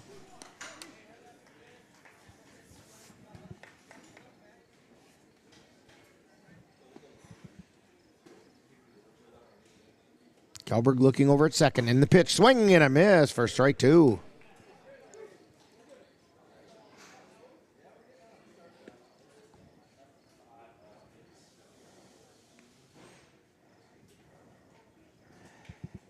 And the pitch from Kjellberg swung on and missed for strike 3.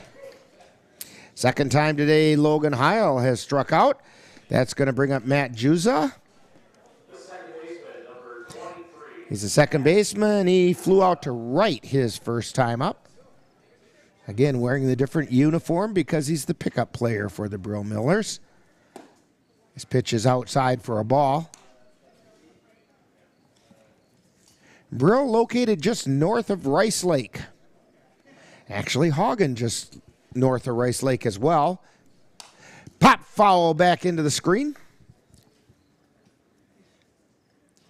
They're right near each other, which is why Brill picked up Matt Juza for tournament play. They're allowed to pick up a player. And a ground ball to third. Boda takes it, throws over to first, and it's in time for the out. So Juza grounds out 6-3, and that means no runs, no hits, no errors, and 1 was left on base. We have completed 4 innings, and it's the Cavaliers 3 and the Brill Millers 1. And you're tuned to Cavalier Baseball on the Northern Light Webcasting Network and NLWN-TV. If you've been admiring the freshly groomed look of a baseball field, or the stunning appearance of a golf course, remember you too can have a lawn with the same beauty by simply calling Midwest Environmental Consultants. Their professional lawn care experts can bring your lawn to its full beauty and appearance. Call Midwest Environmental Consultants at 715-586-1302. Let Midwest Environmental Consultants help make your lawn the showplace of the neighborhood. The central and midwestern U.S. averages more than 850 tornadoes each year, and lately, the number of floods has been rising in the region too. So chances are, there will be more twisters and floods near here again. And between school, sports, and social lives, chances are, you won't be with your kids when it happens. Will they know what to do? Ready.gov/kids has all the educational tools and information to make the conversation easy. When the time comes, chances are they'll feel prepared, not scared. So talk with your family today.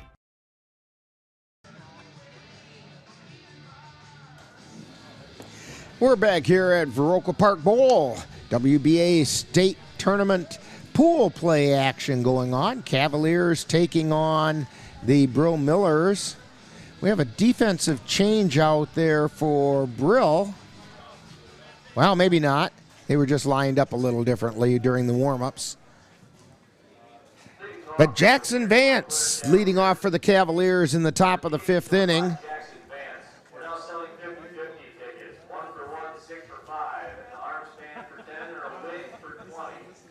Cavs on top 3-1. Vance is 0 for 2. Swing and a miss for strike one. Oh, take that back. He's 1 for 2. Doubled his first time up and then lined to the shortstop his second time.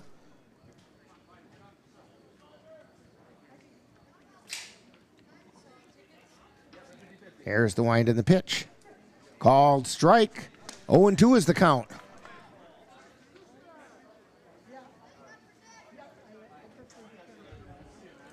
No balls, 2 strikes to Jackson Vance. And the pitch. That's high and away for ball 1.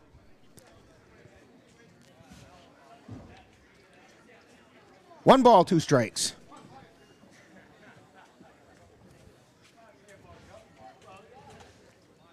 And the pitch.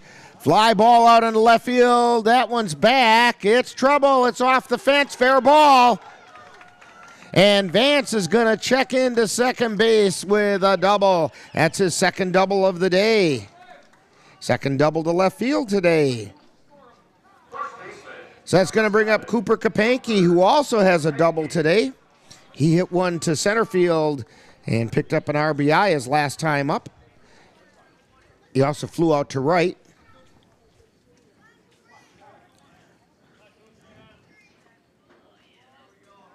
Hunter Ashland on the mound, steps back.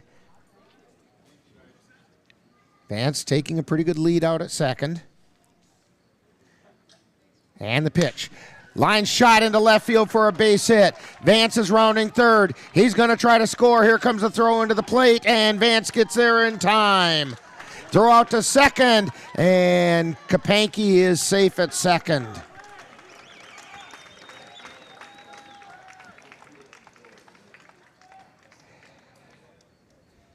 So Kapanke picks up the RBI, and Vance scores.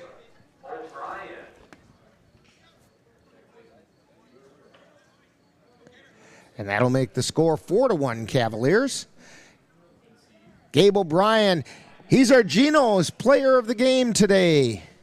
And a check swing, bounder back to the mound, and they get Kapanke in the rundown. And they keep the rundown going, and Kapanke gets tagged out. And Kapanke's going, come on. Gabe, he wanted Gabe O'Brien to go to second. But he's on a fielder's choice.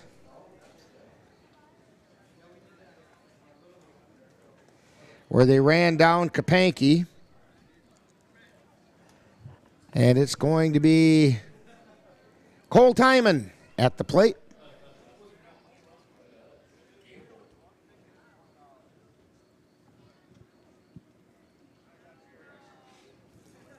O'Brien with the lead and the pitch.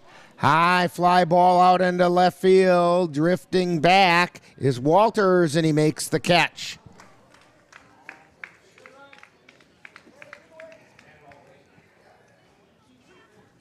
So that's 2 down. And brings up Campbell Kapanke with Gabe O'Brien on first. Kapanke is 0 for 2. He struck out both times up.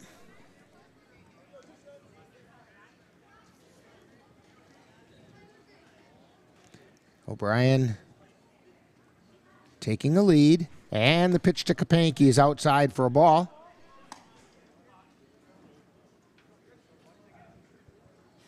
One and 0 is the count. 2 down, runner on first. O'Brien with his lead again, and the pitch. Swung on a miss at the high fastball.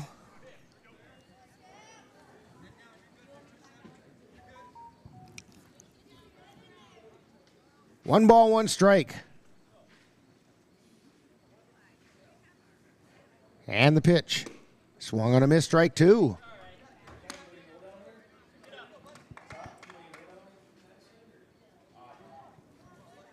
One ball, 2 strikes, 2 down, runner on first.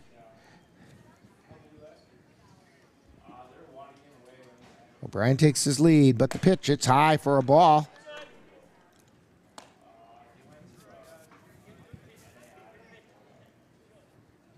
Two balls, 2 strikes.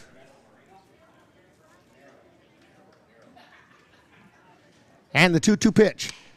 Line shot foul down the third baseline.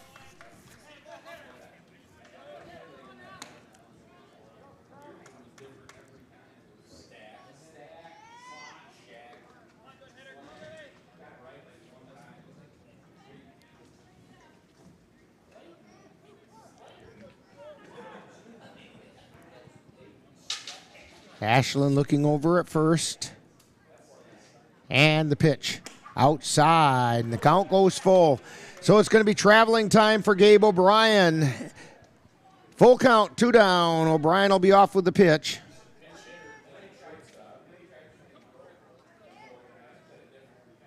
Takes a lead, and he takes off, and the pitch is high for ball 4. So Kapanke draws the walk. Moves O'Brien over to second, and it brings up Ben Boda. Boda is 0 for 2. He grounded back to the pitcher and flew out to right field.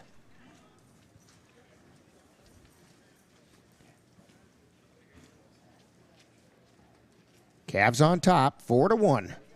Here's the pitch. Swung on a miss for strike 1.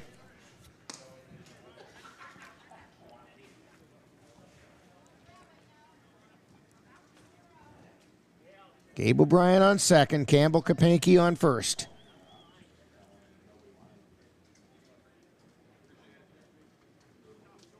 Here's the pitch. Check swing, but he went. It's a strike.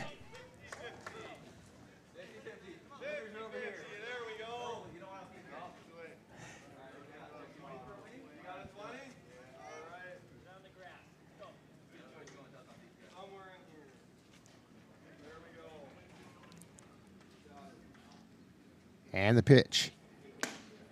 Strike called on the outside corner, and Boda goes down looking.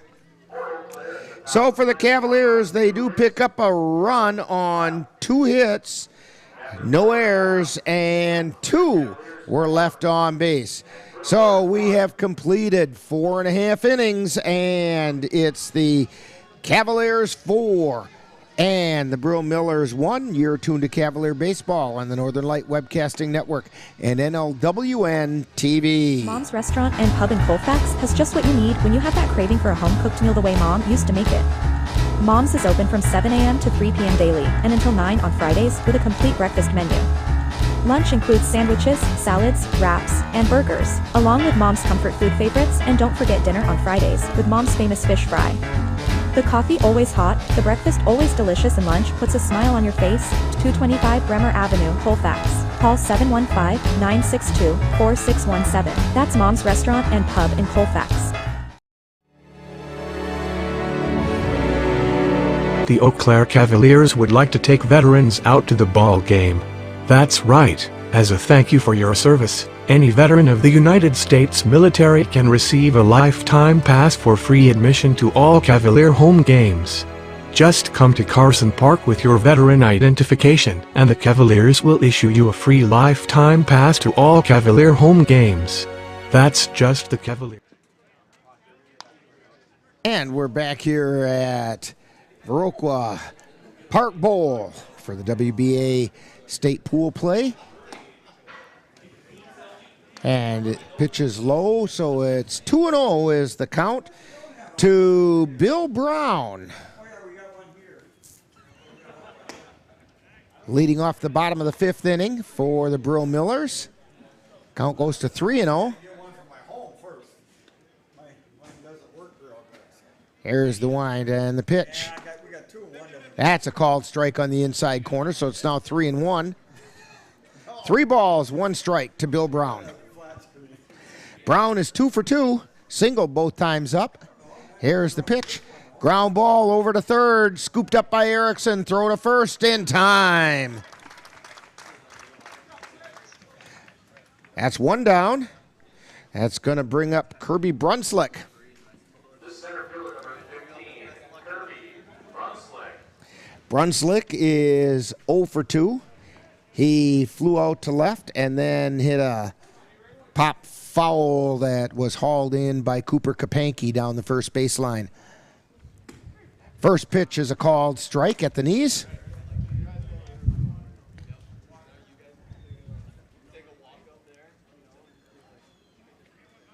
Here's the wind in the pitch. That's high for a ball.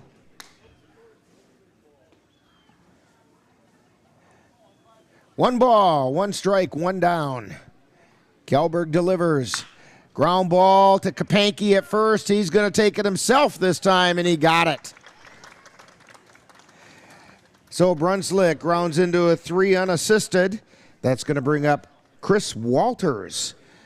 Walters is 0 for 2, grounded into a fielder's choice, and then lined out to Caden Erickson over at third. 2 down. And the pitch. Called strike.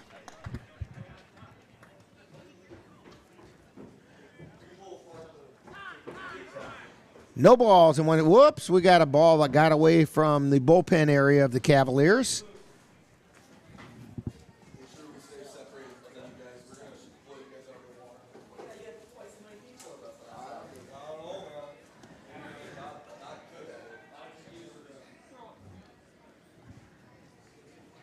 Walters comes back into the box. And the pitch. That one missed outside. Counts even at 1-1.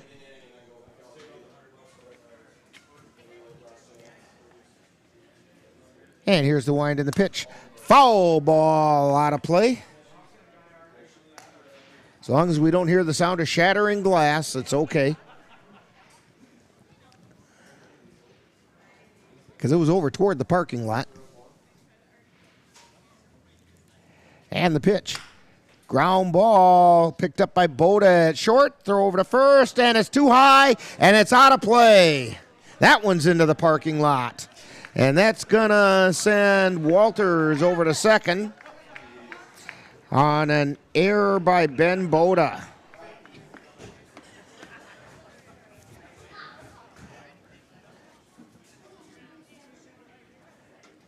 Yeah, Boda launched that one that in such a way NASA would have been proud. That was pretty highly launched. And the pitch is high to Brandon Johns, who's 0 for 1. Grounded back to the pitcher. He also walked. Here's the pitch. That's high for ball 2.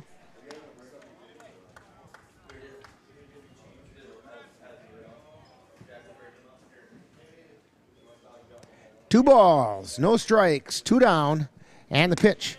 That's a called strike. Counts 2-1.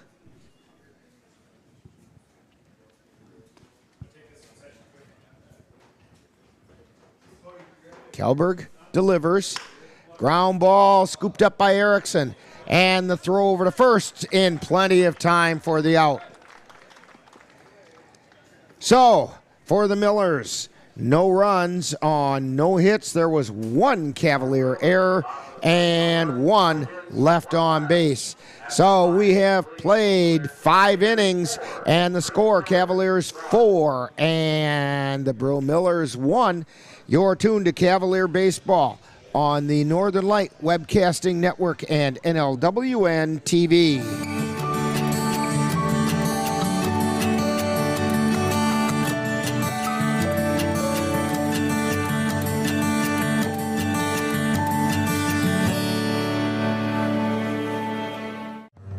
over 1/3 of its history, Eau Claire has been able to count on the Eau Claire Cavaliers for high-quality baseball excitement. Come be a part of Eau Claire's legacy with your hometown Eau Claire Cavaliers. Home games are at historic Carson Park. To plan your day of affordable family fun, check out the Cavaliers on Facebook. Or go to the Cavalier website at www.eauclaircavaliers.org. And of course, the Cavaliers are looking forward to seeing you at the ballpark at Carson Park next season.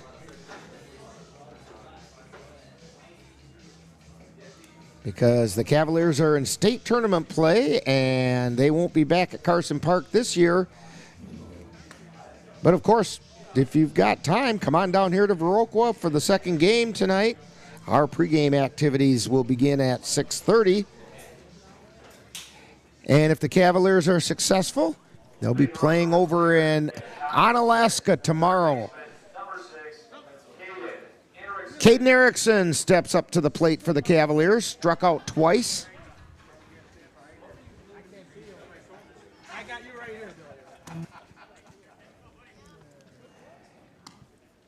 And that first pitch is a ball. Cavs on top, 4-1. We're in the top of the 6th inning. Here's the pitch.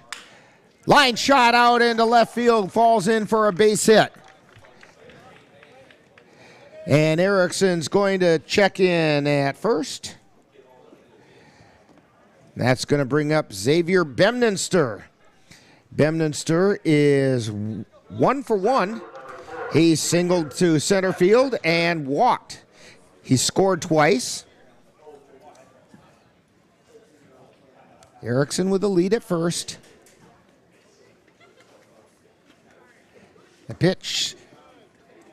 Bemninster shows bunt, and it was low for a ball. Hunter Ashland still on the mound. Erickson with his lead at first. And the pitch. Bemninster bunts it foul down the first baseline. Sometimes the words just don't want to come out.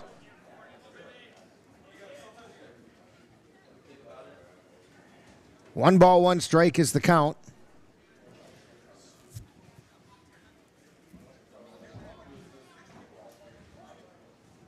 Erickson with his lead. And the pitch. Squares to bunt. It goes all the way back to the backstop. The throw down to second. No, it doesn't even happen. Erickson's going to check in there on the wild pitch.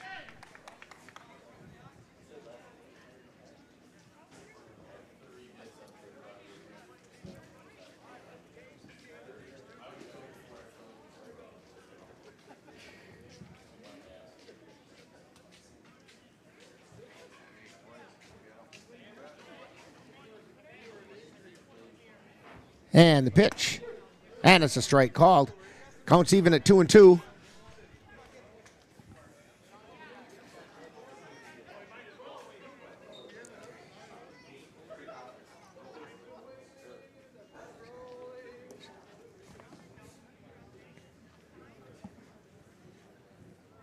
Here's the pitch. Outside. Count goes full. Nobody out. Caden Erickson is out at second base. Xavier Bemninster at the plate.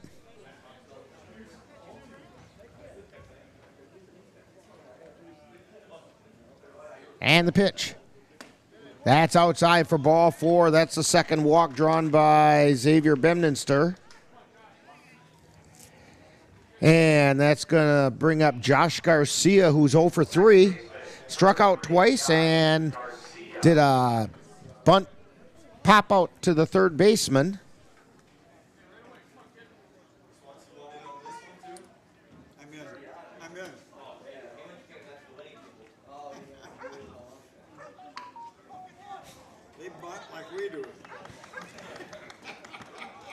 And the attempted bunt goes foul.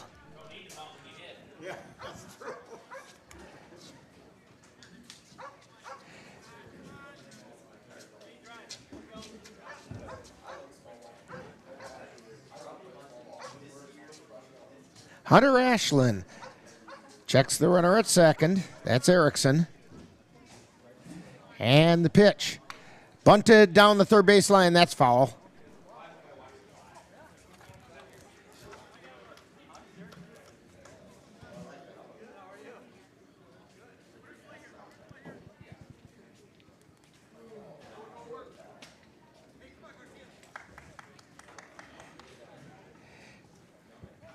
Josh Garcia at the plate. No balls, 2 strikes.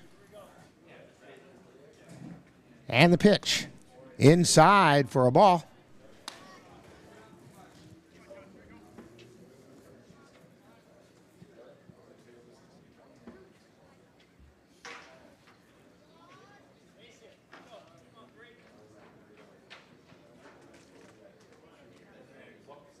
And the pitch. Pop foul out of play. Back behind the plate.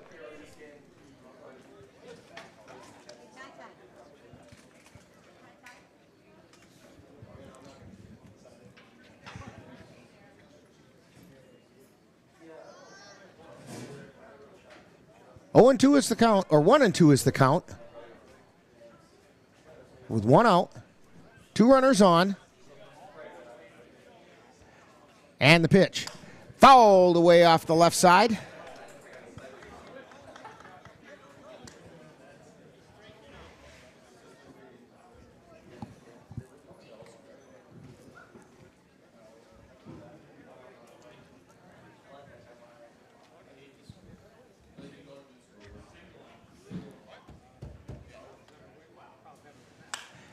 And a high pop foul just out of play off the roof of the dugout.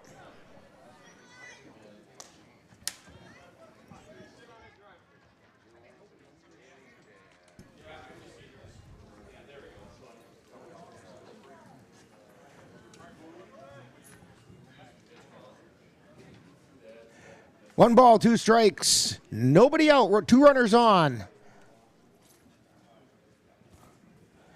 And a swing and a miss for strike 3. Garcia goes down swinging for the 3rd time today. Brings up Jackson Vance. Vance has doubled twice and then lined out to the shortstop. He's also scored twice.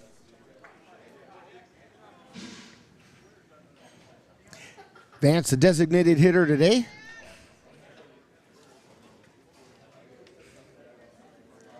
And the pitch. Swing and a miss. That was a high fastball. Vance was a little under it.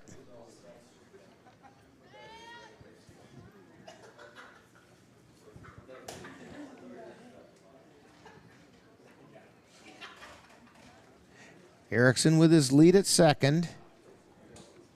Ashland takes a look, and another high fastball that Vance chased after. No balls, 2 strikes. 1 down. Cooper Kapanke on deck. Cooper's also got a couple doubles on the day.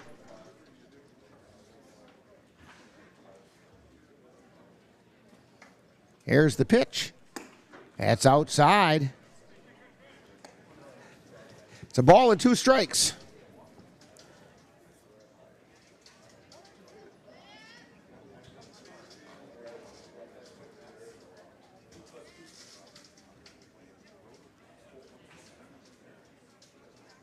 Ashland looks over at second.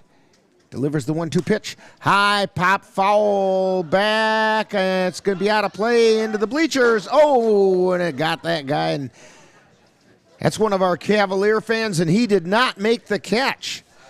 We'll give him an error on that one. He looks no worse for wear. Count holds at 1 and 2.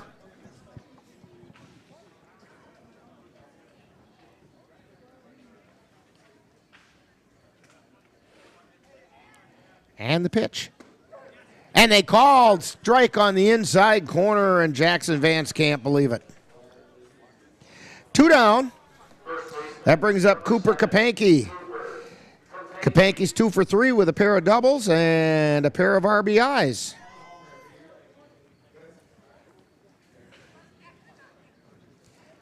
2 runners on.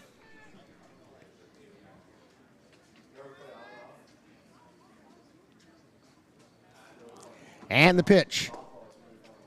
It's outside for a ball.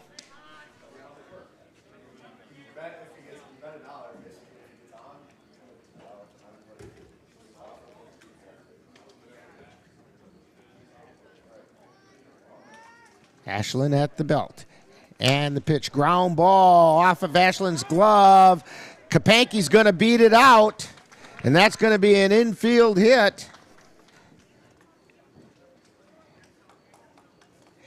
That moves the runners over. Kapanke's got a 3-hit day. And brings up Gabe O'Brien. O'Brien is 1 for 2. He's singled with an RBI and then hit into a fielder's choice where they caught Kapanke in a rundown. He's also drawn a walk. Here's the pitch. And that's a strike called on the inside corner.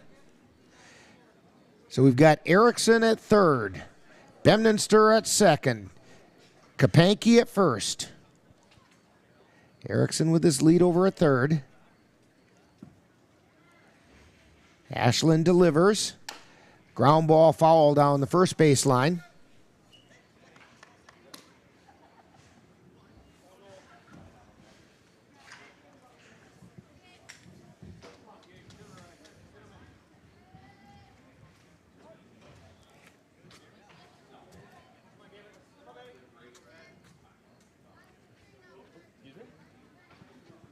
No balls and a strike to Gabe O'Brien. Here's the pitch. That's low. Actually, it's 1 ball, 2 strikes right now because the first pitch to O'Brien was a called strike and then the foul ball.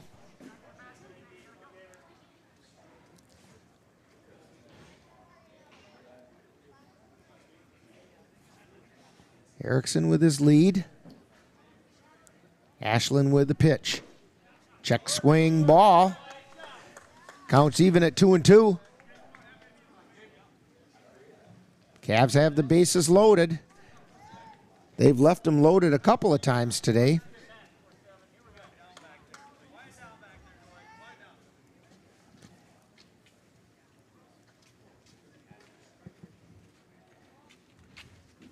And the pitch. Inside for ball 3. Traveling time for all 3 runners. They'll be off with the pitch. Full count to Gabe O'Brien. Nowhere to put him.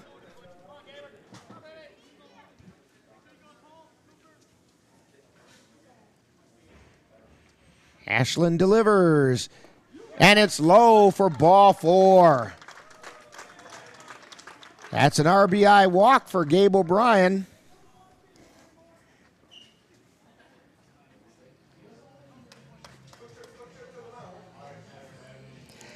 As Caden Erickson came in to score.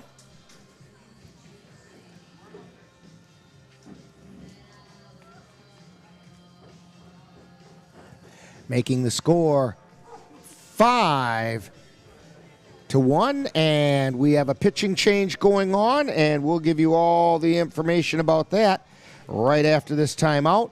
You're tuned to Cavalier Baseball on the Northern Light Webcasting Network and NLWN-TV.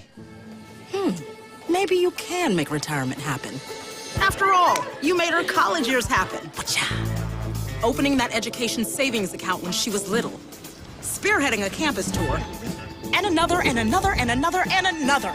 Bam! Deciphering financial aid.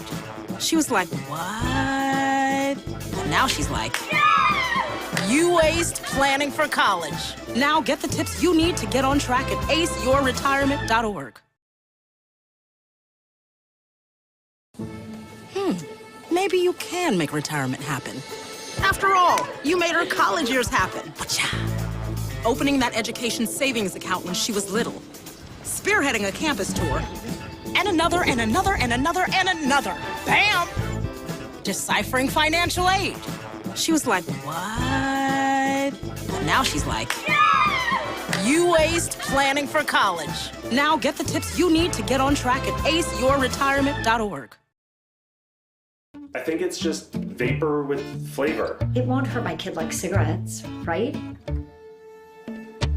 Vaping is safer than smoking, isn't it? There's really not even that much nicotine in them, right? My kid? My kid knows it's dangerous. Get your head out of the cloud. Today, nearly 8,000 kids will start vaping, maybe even yours. Learn about the dangers. And we're back here with the pitching change. And the first pitch by the new pitcher, Matt Juza, is outside for a ball. Hunter Ashland went 5 2/3, gave up 5 runs, 4 of which were earned. And the pitch is in the dirt, and it was blocked by Heil. We also have some defensive changes. Hunter Ashland went out to center field, and Kirby Brunslick went from center field to second base.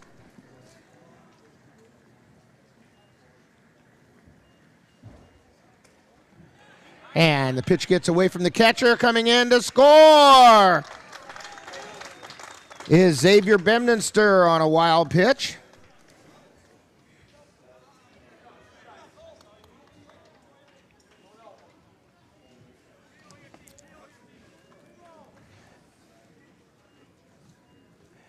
So Cavaliers now have runners at second and third with a 6-1 lead. And the pitch. And that's ball 4 for a walk. So Cole Timon draws the walk.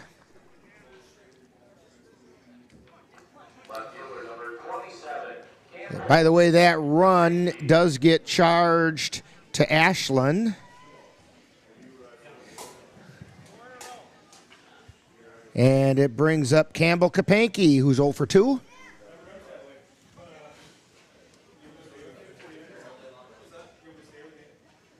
Bases loaded with 2 down. And a foul back into the screen on the right side.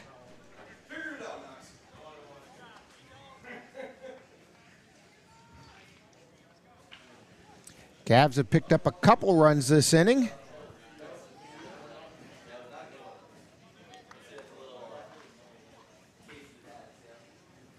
And the pitch. That's high. A ball and a strike to Campbell Kapanke.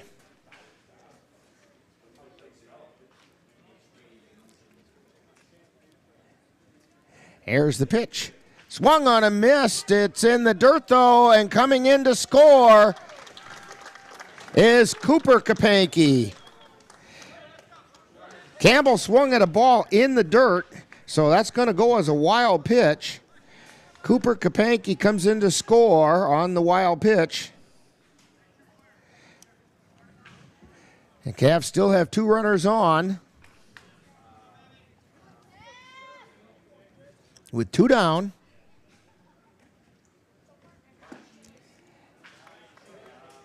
And it's a ball and a strike.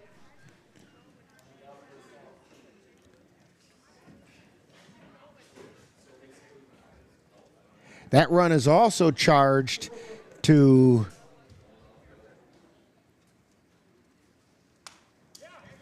Ashland.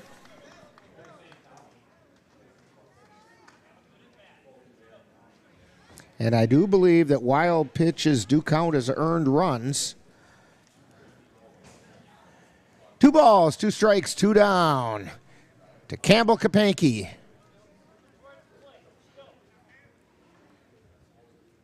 And the pitch. That's in the dirt.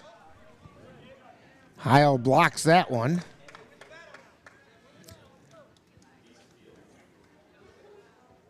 Because O'Brien is over there on third, and he had thoughts of scoring. Cole Timon out at second. And the pitch. That's low for ball 4.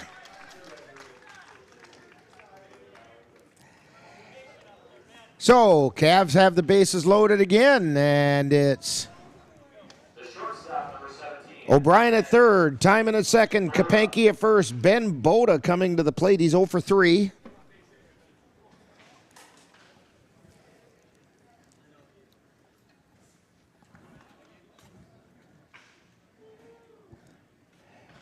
And the pitch.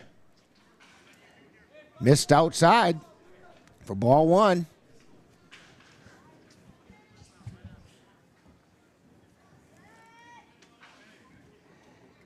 Juza looking in for the sign.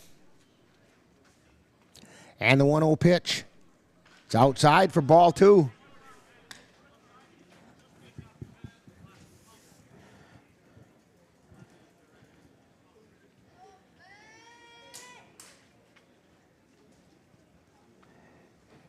And the 2-0 pitch.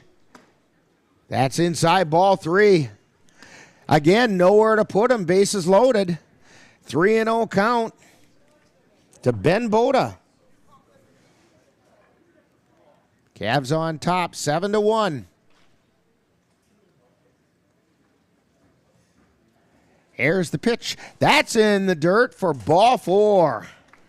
And that's an RBI walk.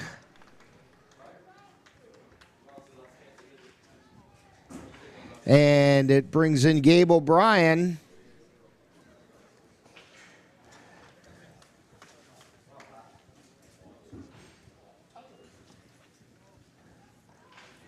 And another conference at the mound. And I think we're going to get a pitching change.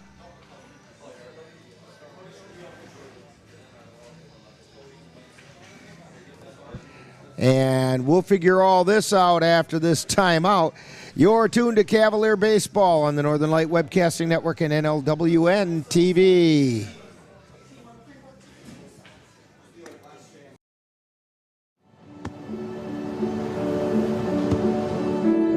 I don't remember how it started. Go to that. Our back and forth. It always came back. Dad! You probably don't remember what you told me, That was perfect. but I heard every word.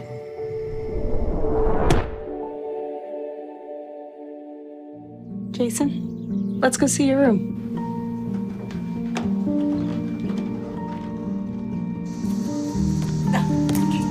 That's not right. How was it? Is it good?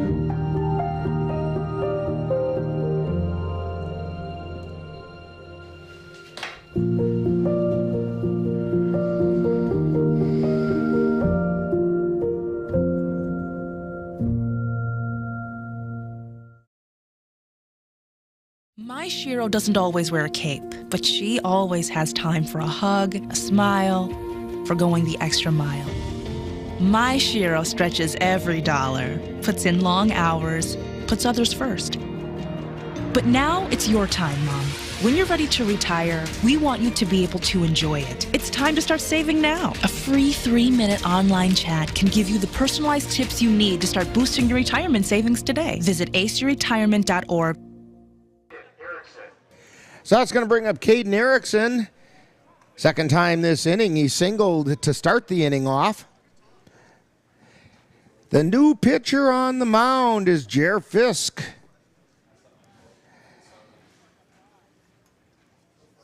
Juza just faced 3 hitters, but he walked all 3 of them.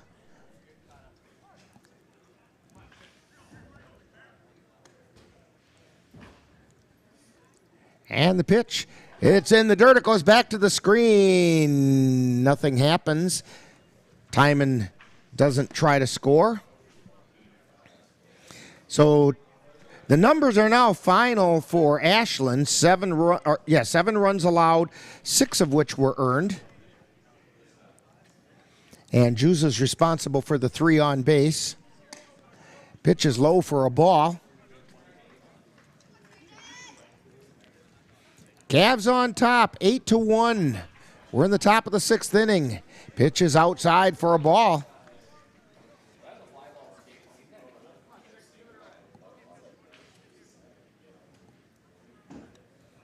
And the pitch. Line shot straight up the middle for a base hit. 1 run comes in. 2nd run. Whoop, they got him. Campbell Kapanke is out, but not before the Cavaliers pick up a run. And so let's see. We get Erickson with a base hit to center field. He gets an RBI. So Cole Timon comes in to score. And Campbell Kapanke is put out at the plate. So the Cavaliers pick up 5 runs on 1, 2, 3 hits. There were no errors, and 2 were left on base. So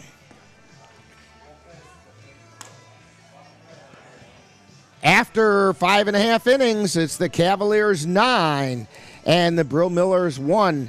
You're tuned to Cavalier Baseball on the Northern Light Webcasting Network and NLWN-TV. Ready for a better way to bank? Switch to Royal Credit Union. Royal Credit Union is a financial co-op, not a corporation, so we return earnings to our members. That means you get low or no fees for account services and better rates on deposits and loans. You'll also have all the digital tools you need at your fingertips, so managing your account is easy. Royal is ready to help you discover the credit union difference. Switch to Royal Credit Union today at rcu.org/difference. Insured by NCUA.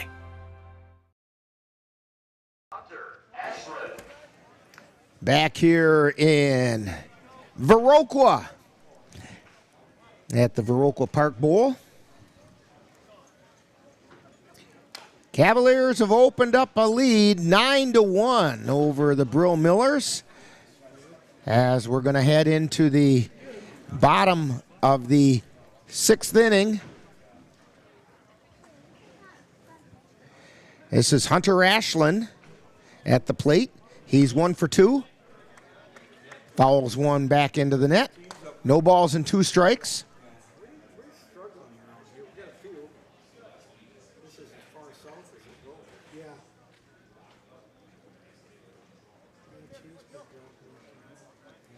Here's the wind by Kjellberg and the pitch. That's a little bit high and away. 1 ball, 2 strikes to Hunter Ashland. And the pitch. Swing and a miss.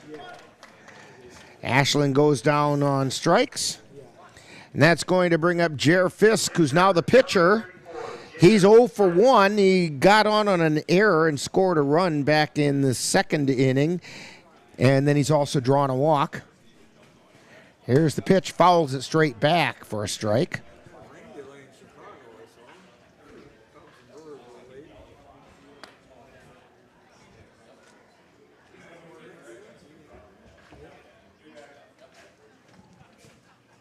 Here's the wind and the pitch. Check swing outside for a ball.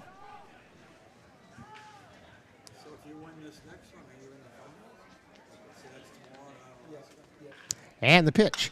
Fly ball into right field, foul territory, and he can't quite get there. Looked like the foul line made O'Brien stumble a little bit. I think there's actually a change of surface there with the warning track, and I think he stumbled over that.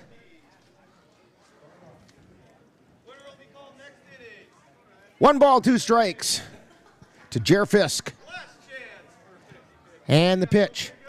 Line shot, scooped up by Erickson at third. Throw over to first to Kapanke for the out. 2 down, and that's going to bring up Reese Dietrich. He hit into a bunt single down the third baseline his first time up, and then a sacrifice bunt. Second time, they're not going to ask him to bunt this time around. Here's the pitch. It's outside for a ball.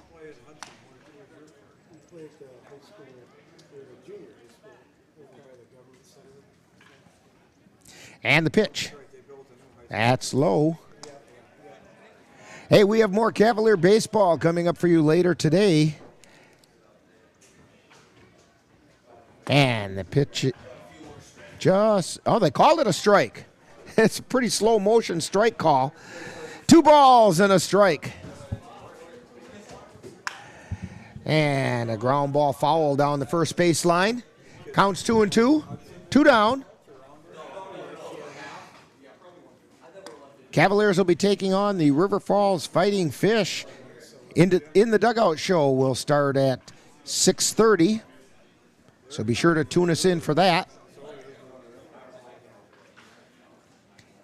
Ground ball foul down the first baseline again. Count holds at 2-2.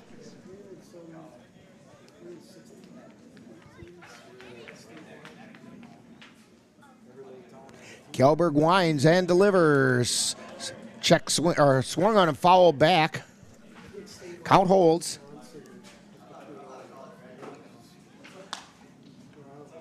Nine to 1, the Cavaliers lead bottom of the 6th inning.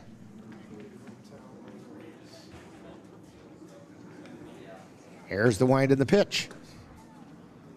It's inside. Count goes full to Reese Dietrich.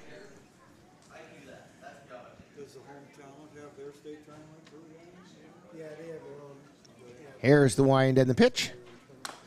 Ground ball foul on the right side.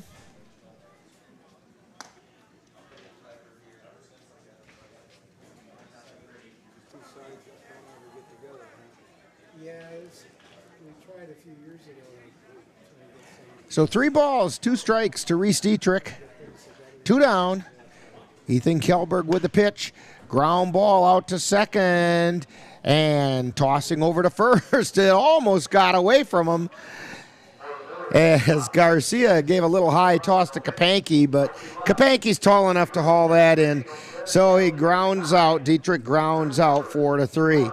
So no runs, no hits, no errors, and nobody left on base. We've played 6 innings, and it's the Cavaliers 9 and the Brill Millers 1. You're tuned to Cavalier Baseball on the Northern Light Webcasting Network and NLWN-TV. I love the pizza we get when we go to Gino's Pizza. That's because Gino's has been voted best pizza in the Chippewa Valley 5 years in a row. I think it's because Gino's uses the freshest ingredients, premium quality meats, cheeses, savory spices, and zesty toppings, and all served with attention to detail. Now you're making me hungry. Let's head to Gino's Pizza. Scott and the rest of the folks at Gino's Pizza would like to invite you to come out and try the area's best pizza. Call about Monday through Wednesday dine-in specials at 715-835-2000. That's Gino's Pizza at 5110 Fairview Drive, Eau Claire, right next to Chaos Water Park.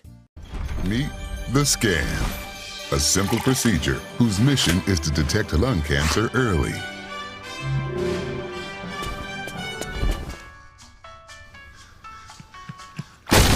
I'm here to save you! But I feel fine. That's great, but you may still be at high risk for lung cancer. Oh man, that's a new fence. If you smoke, early detection could save your life. Learn more at savedbythescan.org.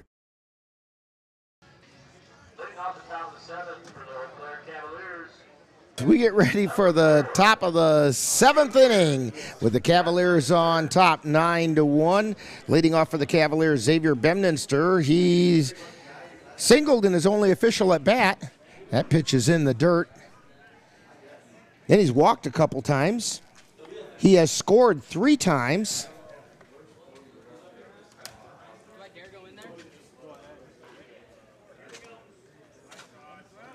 And a high pop-up, shallow center field, and making the catch is Brown.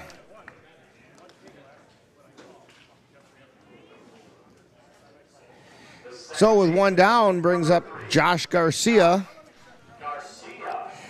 We have a new third baseman for Brill. And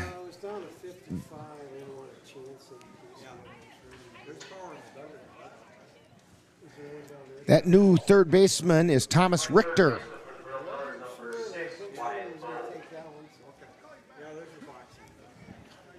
Oh, I take that back. It's Wyatt Bowe at third. Hard shot out into center field as Garcia gets a base hit. So I was mistaken. Richter isn't coming in. Jackson Vance comes to the plate.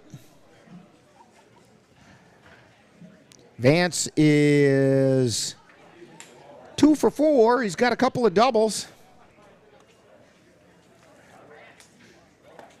And the pitch is low for a ball.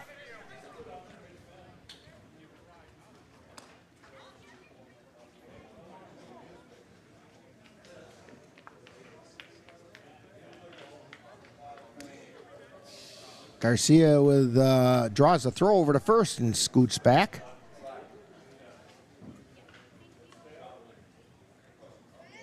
And the pitch throws out toward center field as Garcia checks in at second with a stolen base. 2 balls, no strikes to Jackson Vance. And here's the pitch. It's high for ball 3.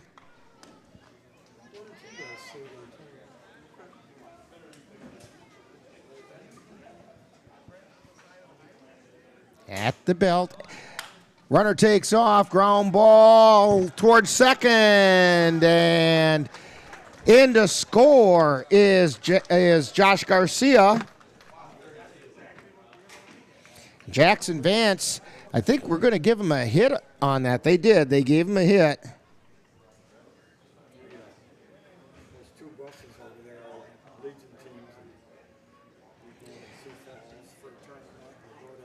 And Vance gets an RBI.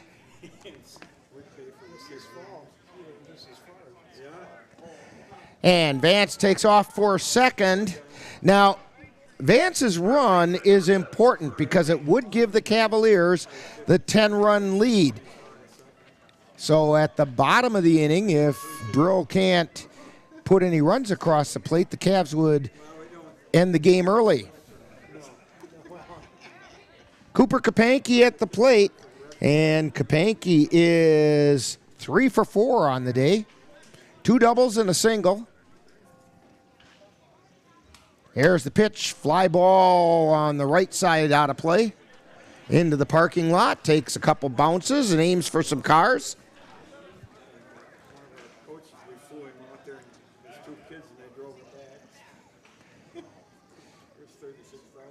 And the pitch. Fly ball out into right center field. Coming in to make the catch is Dietrich.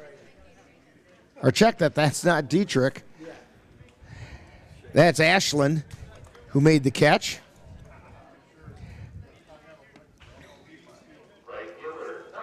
That's going to bring up Gabe O'Brien, and O'Brien is our Geno's player of the day. Be sure to mention Gabe O'Brien's name out at Geno's as the first pitch is a ball. And you get yourself a free soft drink. And if he should manage to get an extra base hit today, you'll get yourself a free appetizer. That's out at Geno's Pizza as the count goes to 2-0. Near the intersection of I-94 and Highway 93 by Chaos Water Park. And it's high, ball 3.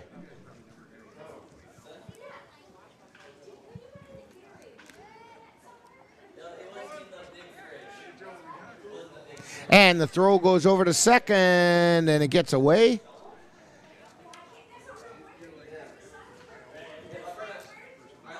But our Vance doesn't go anywhere. After the ball got away. 3 balls, no strikes. And they went ahead and walked him.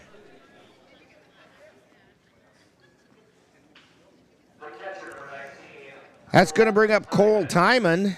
Timon is 0 for 2, grounded to short, flew out to left, and he's also walked a couple times, scored a run. 10-1, the Cavaliers on top. And it's a called strike over the outside corner. Jer Fisk on the mound.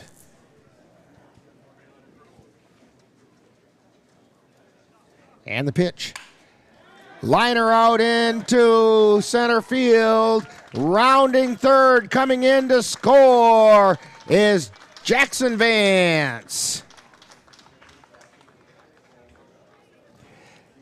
Cole Diamond gets the base hit to center field with an RBI. Cavs are on top, 11-1.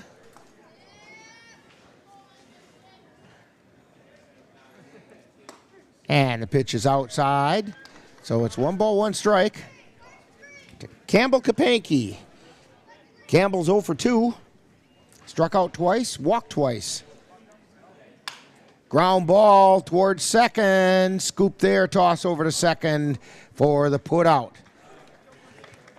So Kapanke grounds into a fielder's choice. And that sends the Cavaliers with 2 runs scored on 3 hits. There were no errors and 1 left on base.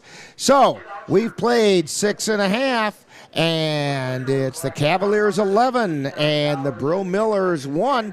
You're tuned to Cavalier Baseball on the Northern Light Webcasting Network and NLWN-TV. When it comes to making plans, you are the best. What about those barbecues you plan in detail for your family? Or your daughter's first costume party? It was out of this world. The same way you plan each detail for those moments, start planning to protect you and your loved ones from a natural disaster. Sign up for local weather and emergency alerts. Prepare an emergency kit and make a family communications plan. Protecting your family is the best plan you can make.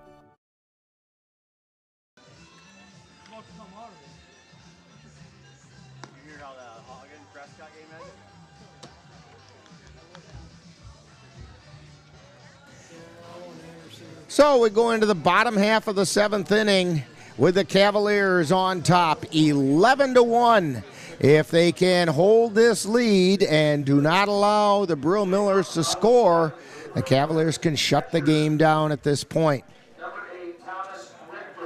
So Thomas Richter is up, replacing Logan Heil.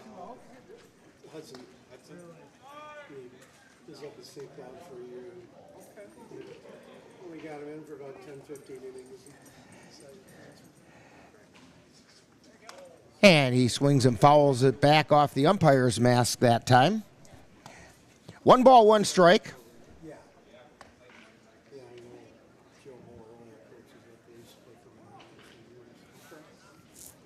Here's the wind and the pitch.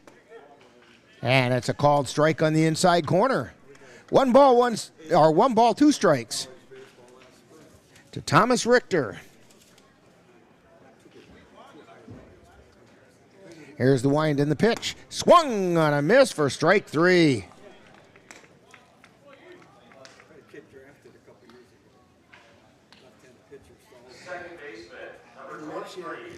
That's going to bring up Matt Juza.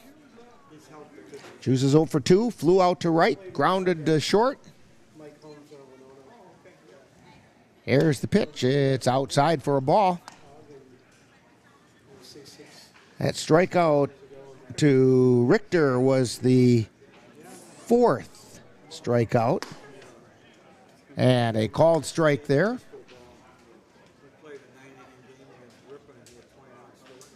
One ball, 1 strike. 1 down. Bottom of the 7th. Ground ball out to second base. Scooped up and tossed over to first by Garcia. And that means that Matt Juza grounds out 4-3. And that's going to leave it up to Bill Brown. Brown is 2 for 3 today, singled twice. Cavs on top, 11-1 in the bottom of the 7th inning. Here's the pitch. That's a strike called right down the middle of Water Street.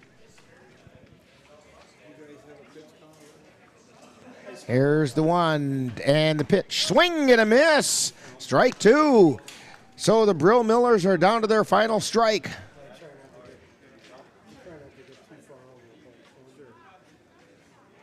Here's the wind and the pitch. Fly ball, foul out of play.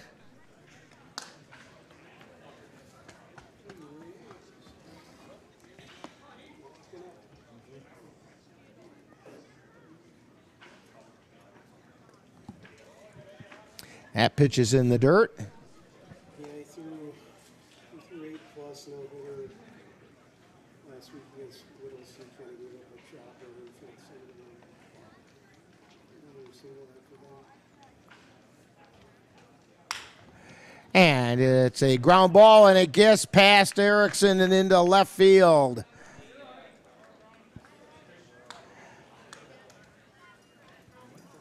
They gave him a hit. So Bill Brown gets a base hit. So they have a runner on first.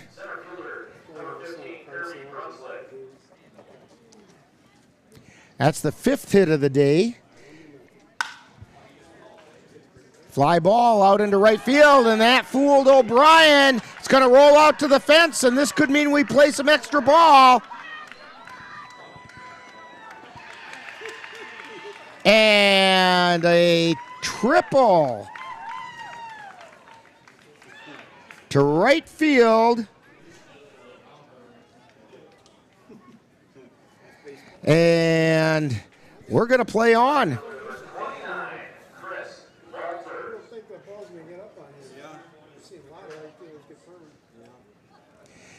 Because the score now goes to 11-2. Kjellberg fires and misses high.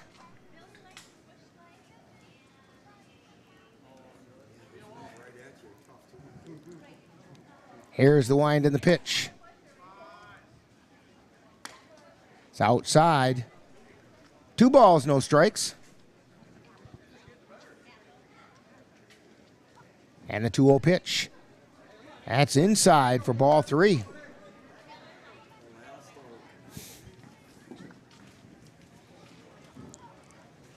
Three and 0 is the count to Chris Walters. Runner on third. Here's the wind and the pitch. That's high, ball 4. So Walters takes the free pass. So the Millers have runners on the corners with Brandon Johns coming up. Johns is 0 for 2. Grounded back to the pitcher and grounded to third. He also drew a walk back in the first inning.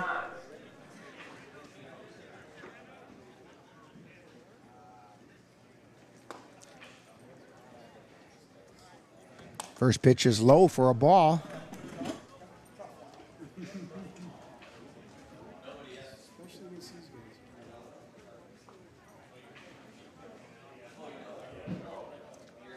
Kjellberg delivers. Ground ball over to second. Toss over to first. And Josh Garcia makes the put out this time.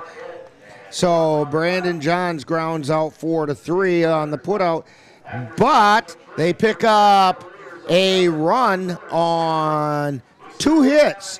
No errors. That's right, there are no errors. And 2 left on base. So we've completed 7 innings, and the score, the Cavaliers 11 and the Brill Millers 2. You're tuned to Cavalier Baseball on the Northern Light Webcasting Network and NLWN-TV. Colfax High School football action is coming your way on the Northern Light Webcasting Network and NLWN-TV. Coming up on Friday, August 26th, the Colfax Vikings will host the Elevastrom Cardinals from Colfax High School. Coverage begins at 6:40 p.m. with Viking pregame. That's live Colfax Viking football on Friday, August 26th, on the Northern Light Webcasting Network and NLWN-TV.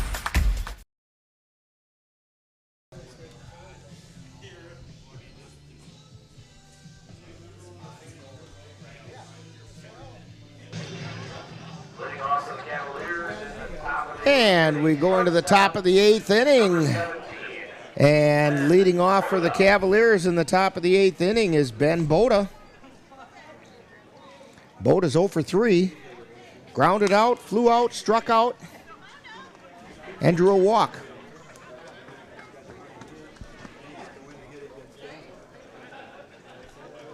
And the first pitch was fouled off.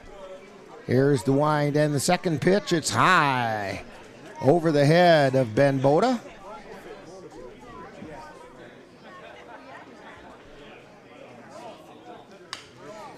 And that one's chopped foul down the third base line. 1 ball, 2 strikes.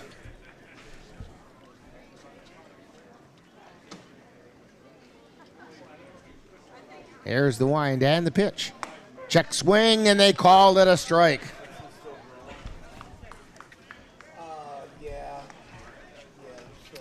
And that's going to bring up Caden Erickson. Erickson is 2 for 4. His last 2 times up, he's singled.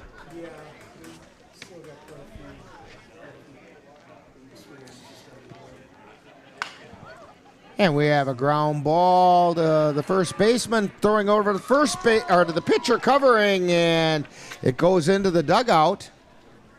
And Erickson's going to go to second. I think that'll end up being is an infield hit, and then he goes to second on the error. The center fielder, number 4, Xavier Bedminster. That'll bring up Xavier Bedminster. And Bedminster is 1 for 2 and drew a couple of walks. He has scored 3 times.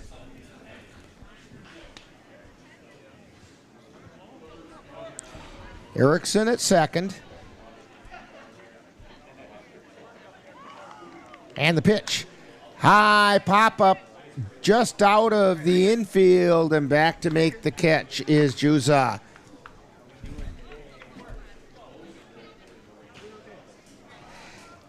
That'll bring up Josh Garcia.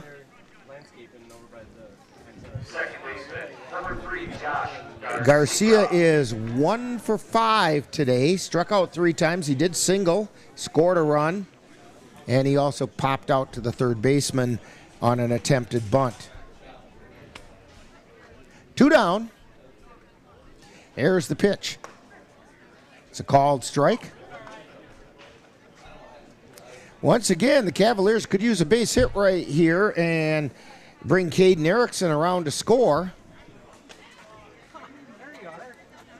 That pitch is outside. Jer Fisk on the mound for the Brill Millers. Looks over at second. Steps off and bluffs a throw to second.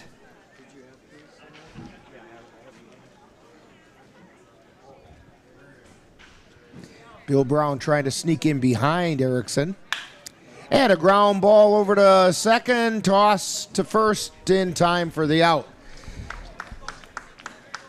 So Josh Garcia grounds out 4-3 to end the inning. And so there were no runs on a hit, no error, or 1 error, and 1 left on base. We've completed 7.5.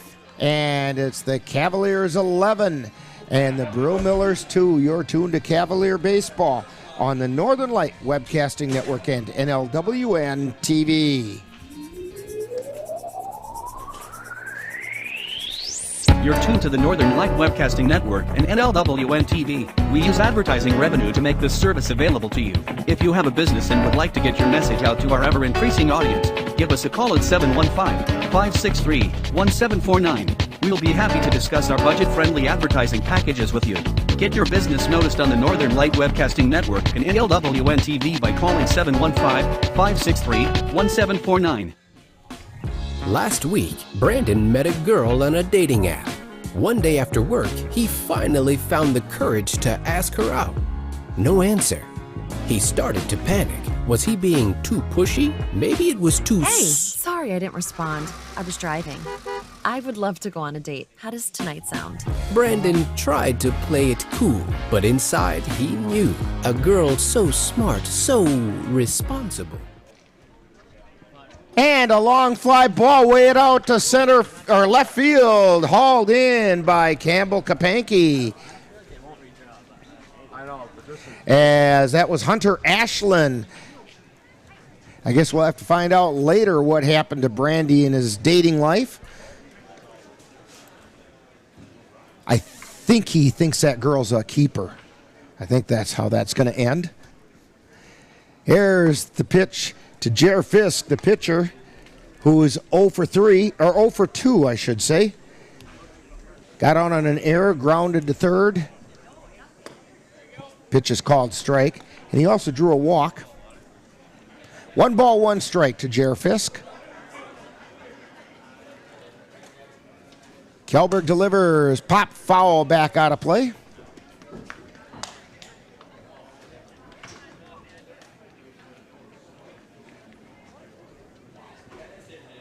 One ball and 2 strikes, and the pitch. Grounded foul on the third base side.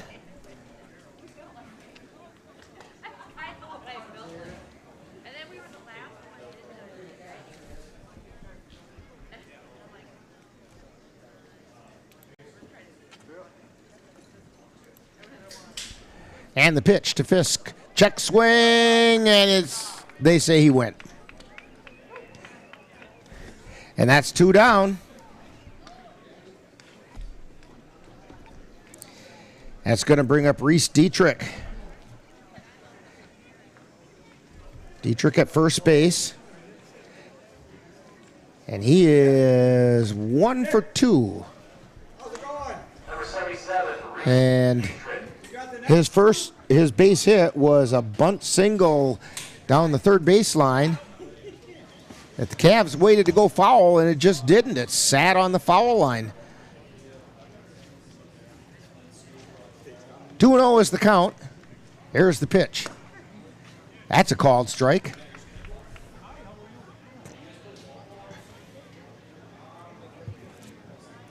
Two balls and a strike with 2 down. Here's the pitch. Pop up behind first base. Cooper Kapanke on it, and he makes the catch. So the Brill Millers, no runs, no hits, no errors, nobody left on base. We've completed 8, and it's the Cavaliers 11 and the Millers 2. You're tuned to Cavalier Baseball on the Northern Light Webcasting Network and NLWN-TV.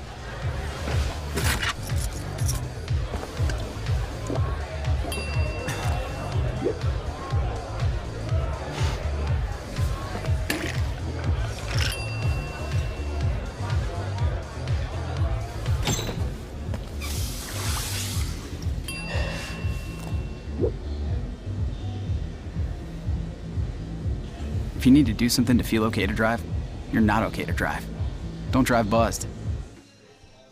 The central and midwestern U.S. averages more than 850 tornadoes each year, and lately, the number of floods has been rising in the region too. So chances are, there will be more twisters and floods near here again. And between school, sports, and social lives, chances are, you won't be with your kids when it happens. Will they know what to do?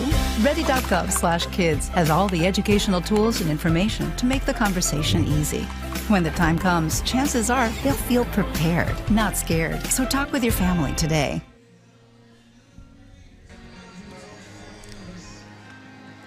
And we're back here. There we go. Now we can see what we're doing. We're back here at Viroqua Park Bowl with the WBA state pool play.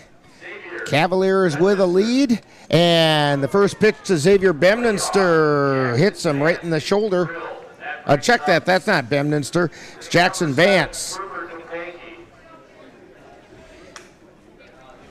But Vance got hit by the pitch, and that brings up Cooper Kapanke, who is 3 for 5 today.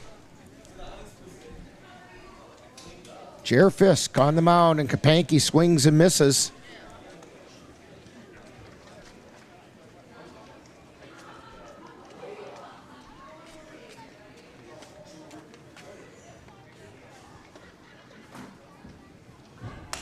And it's a high pop-up, foul territory. The catcher moves over and he makes the catch. Runner tags and goes, and they got him. So it's a foul out, throw out.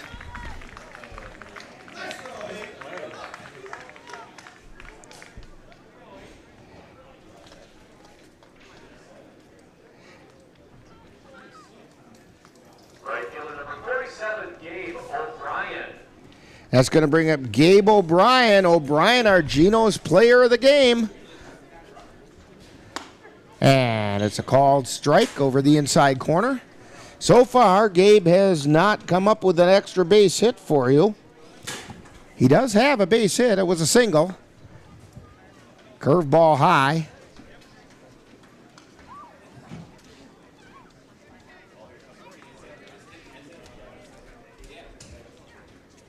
Fisk with the wind and the delivery.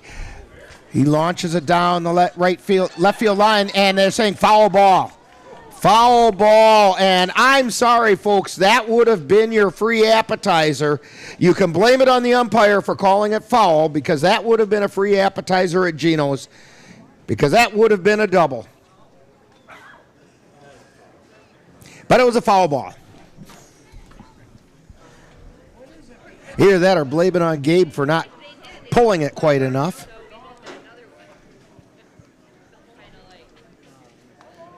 Cavs on top, 11-2. Here's the pitch. Ground ball down the first base line. Fielded there by the first baseman, Dietrich, and he steps on the bag for the out.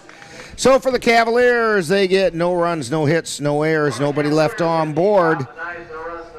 So we've played 8.5, and it's the Cavaliers 11 and the Millers 2.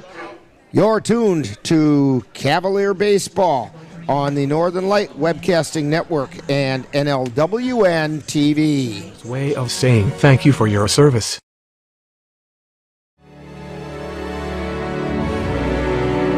The Eau Claire Cavaliers would like to take veterans out to the ball game. That's right. As a thank you for your service, any veteran of the United States military can receive a lifetime pass for free admission to all Cavalier home games. Just come to Carson Park with your veteran identification, and the Cavaliers will issue you a free lifetime pass to all Cavalier home games. That's just the Cavaliers' way of saying thank you for your service. Maybe you can make retirement happen. After all, you made her college years happen. Opening that education savings account when she was little. Spearheading a campus tour. And another, and another, and another, and another. Bam! Deciphering financial aid. She was like, what? But now she's like, you aced planning for college. Now get the tips you need to get on track at aceyourretirement.org. Number 8, Thomas Richter. So leading things off for the Brill Millers, Thomas Richter struck out his last time up. Here's the pitch. Ground ball straight up the middle, fielded by Boda. Throw over to first in time. That's going to bring up Matt Juza. Second baseman number 23, Matt Juza. Juza's 0 for 3. Flew out to right, grounded to short, and grounded to second. One down. We're in the bottom of the 9th inning. And the pitch is a called strike on the outside corner.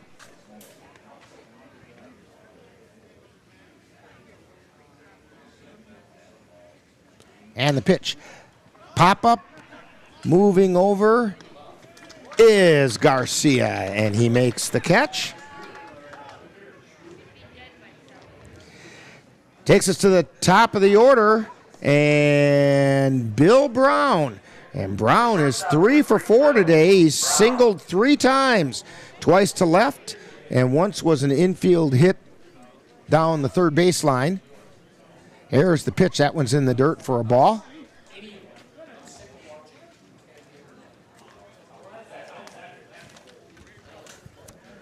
Ethan Kjellberg trying to go the distance.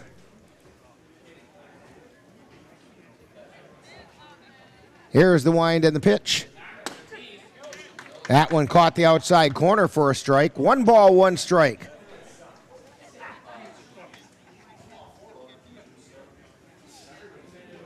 Swing and a miss for strike 2. So the Brill Millers are down to their last strike. Kjellberg trying to get his complete game. Here's the pitch. Pop foul back out of play. back behind the concession stand and the press box.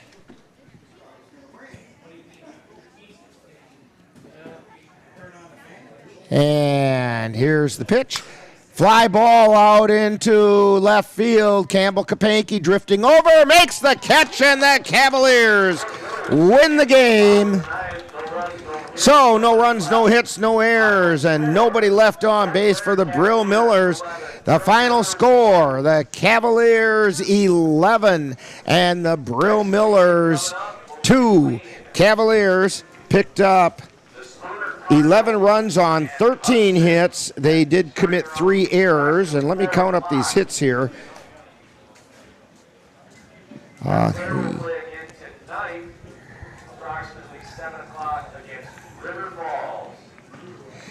And Brill picks up 2 runs on 6 hits, and I don't believe they committed any errors. There may have been a throwing. I see 1, 2. So they did commit 2 throwing errors. So 2 runs on 6 hits, and they committed 2 errors. We'll have more on this one in Talkin' Baseball, and we'll have that coming up in just a couple of moments. You're tuned to Cavalier Baseball on the Northern Light Webcasting Network and NLWN-TV. You've been watching NLWN-TV's presentation of Eau Claire Cavalier Baseball live on the Northern Light Webcasting Network. Stay tuned. Coming up next is Talkin' Baseball, with a look back at today's game.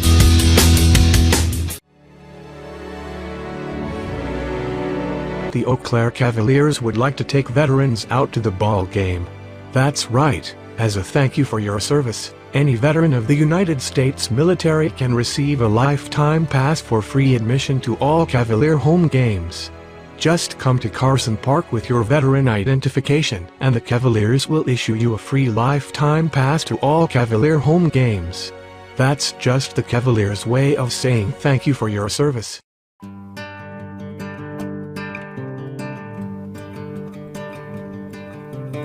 Time now for Talkin' Baseball with a wrap-up of today's Eau Claire Cavalier game. And now, back out to the ballpark. And we're back here at the Viroqua Park Bowl, where the Cavaliers have just come away winners by defeating the Brill Millers by a score of 11-2.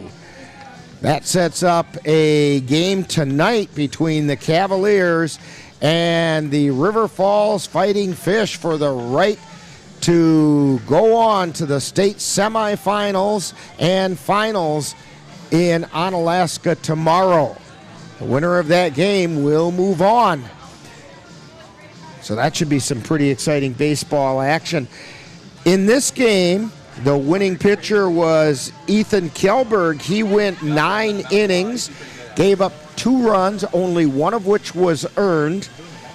He allowed 6 hits, walked 3, and struck out 5. A really solid outing, going all 9 innings, getting a complete game out of Ethan Kjellberg today. And the losing pitcher for the Millers would be Hunter Ashland. He went 5 2/3 innings, gave up 7 runs on 6 hits. He did strike out 9 Cavalier batters, and he walked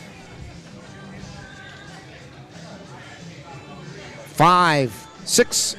He walked 6 Cavs, and he gave up, let's see, 1, 2, 3, 4, 5, 6, 7, 8 hits. He gave up 8 hits, and some of those were pretty tough hits because it was doubles by Jackson Vance. He picked up a couple of doubles. In fact, Vance went, let's see here. Vance went 3 for 5, 2 doubles and a single. And Cooper Kapanke went 3 for 5 with 2 doubles and a single. So that really explains a lot of what happened in this game. And we're waiting for Cavalier manager Pete Barton-Gale to come up, and we'll be talking with him in just a minute. So we will have him in just a moment. We'll have that right after this timeout. You're tuned to Cavalier Baseball on the Northern Light Webcasting Network and NLWN-TV. Maybe you can make retirement happen. After all, you made her college years happen. Opening that education savings account when she was little. Spearheading a campus tour. And another, and another, and another, and another. Bam! Deciphering financial aid. She was like, what? But now she's like, you aced planning for college. Now get the tips you need to get on track at aceyourretirement.org.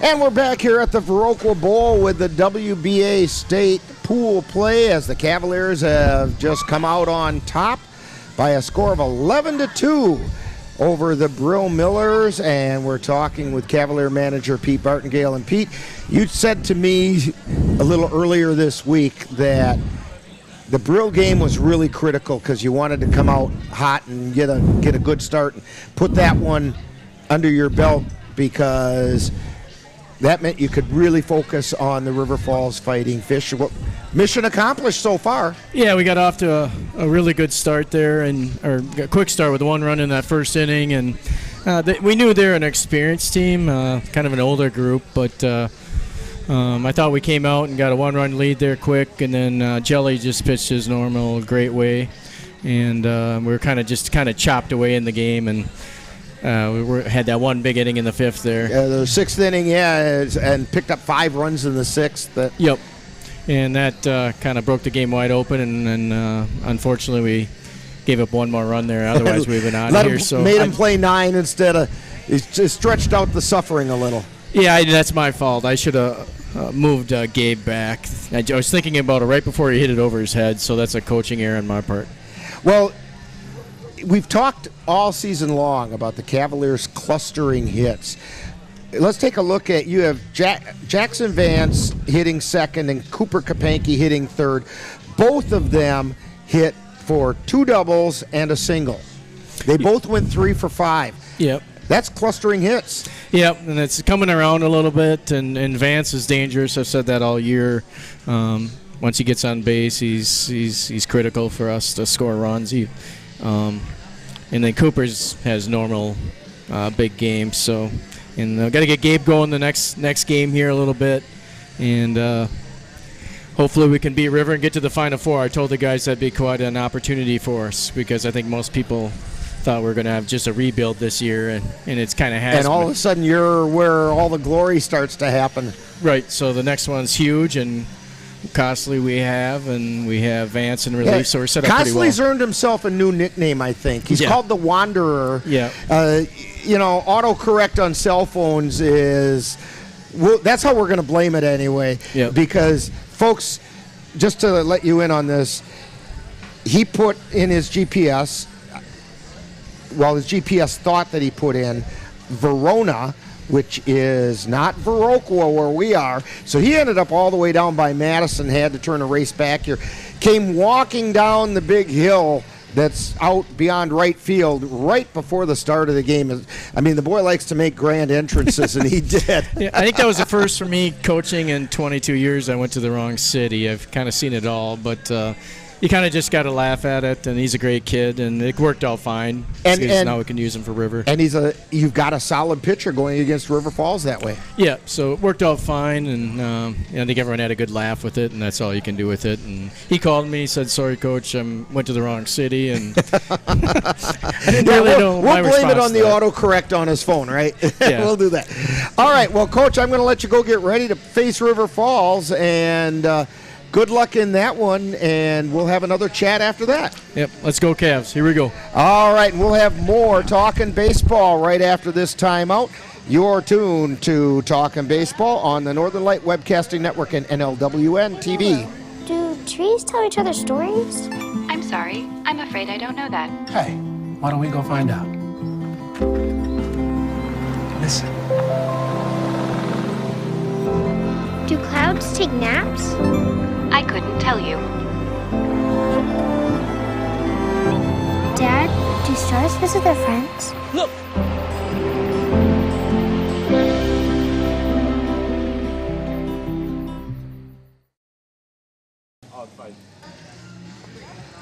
And we're back here getting ready to wrap things up for the first game of the Cavaliers today. Cavaliers come out on top 11-2 over the Brill Millers. And they're getting ready to face the River Falls Fighting Fish in the second game tonight. Again, the Cavaliers, 11 runs, 13 hits. They committed 3 errors, and the Millers had 2 runs, 6 hits, and they committed 2 errors. Winning pitcher in tonight's game 1 was Ethan Kjellberg. Takes his record to 3-6 on the season.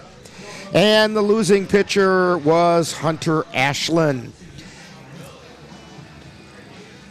And a couple of, as we were just talking with manager Pete Barton-Gale, Jackson Vance, Cooper Kapanke, both the leading hitters for tonight's game, both going 3 for 5. Each had 2 doubles and a single.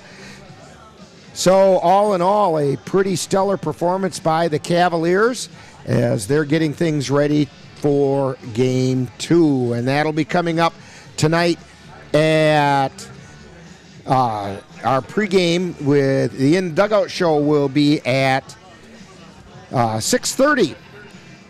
Weather permitting, and knock on wood, it's holding so far, so we're hoping that continues. So we'll have some more Cavalier baseball coming up for you. That is, like I said, starting at 6:30 against the River Falls Fighting Fish. Hey, don't forget to join us next Friday right here on the Northern Light Webcasting Network and NLWN-TV as we bring you Colfax High School football when they host the Olivestrom Cardinals. Coverage starts at 6:40 next Friday with Viking pregame, followed by the Colfax Vikings playing the Olivestrom Cardinals. And don't forget to follow the Vikings all season long right here on the Northern Light Webcasting Network and NLWN-TV.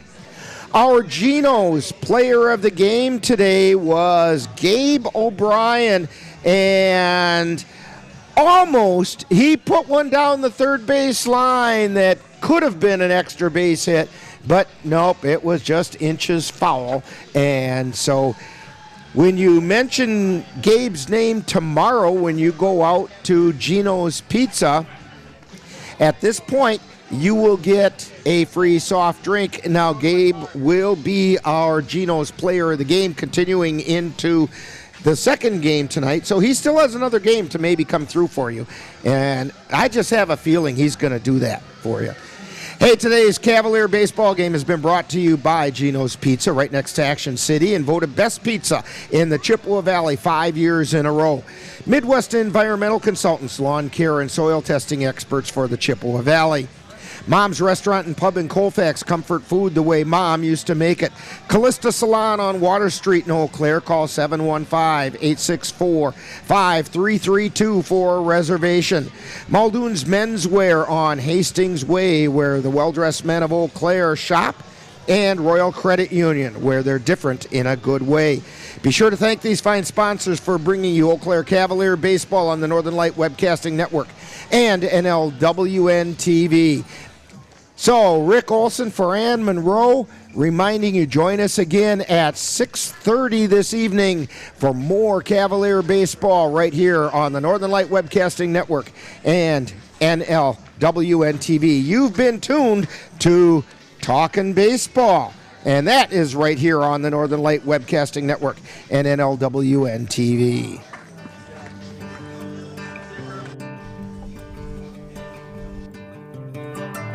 You've been watching Talkin' Baseball, a wrap-up of today's Eau Claire Cavalier game. This has been a production of NLWN-TV.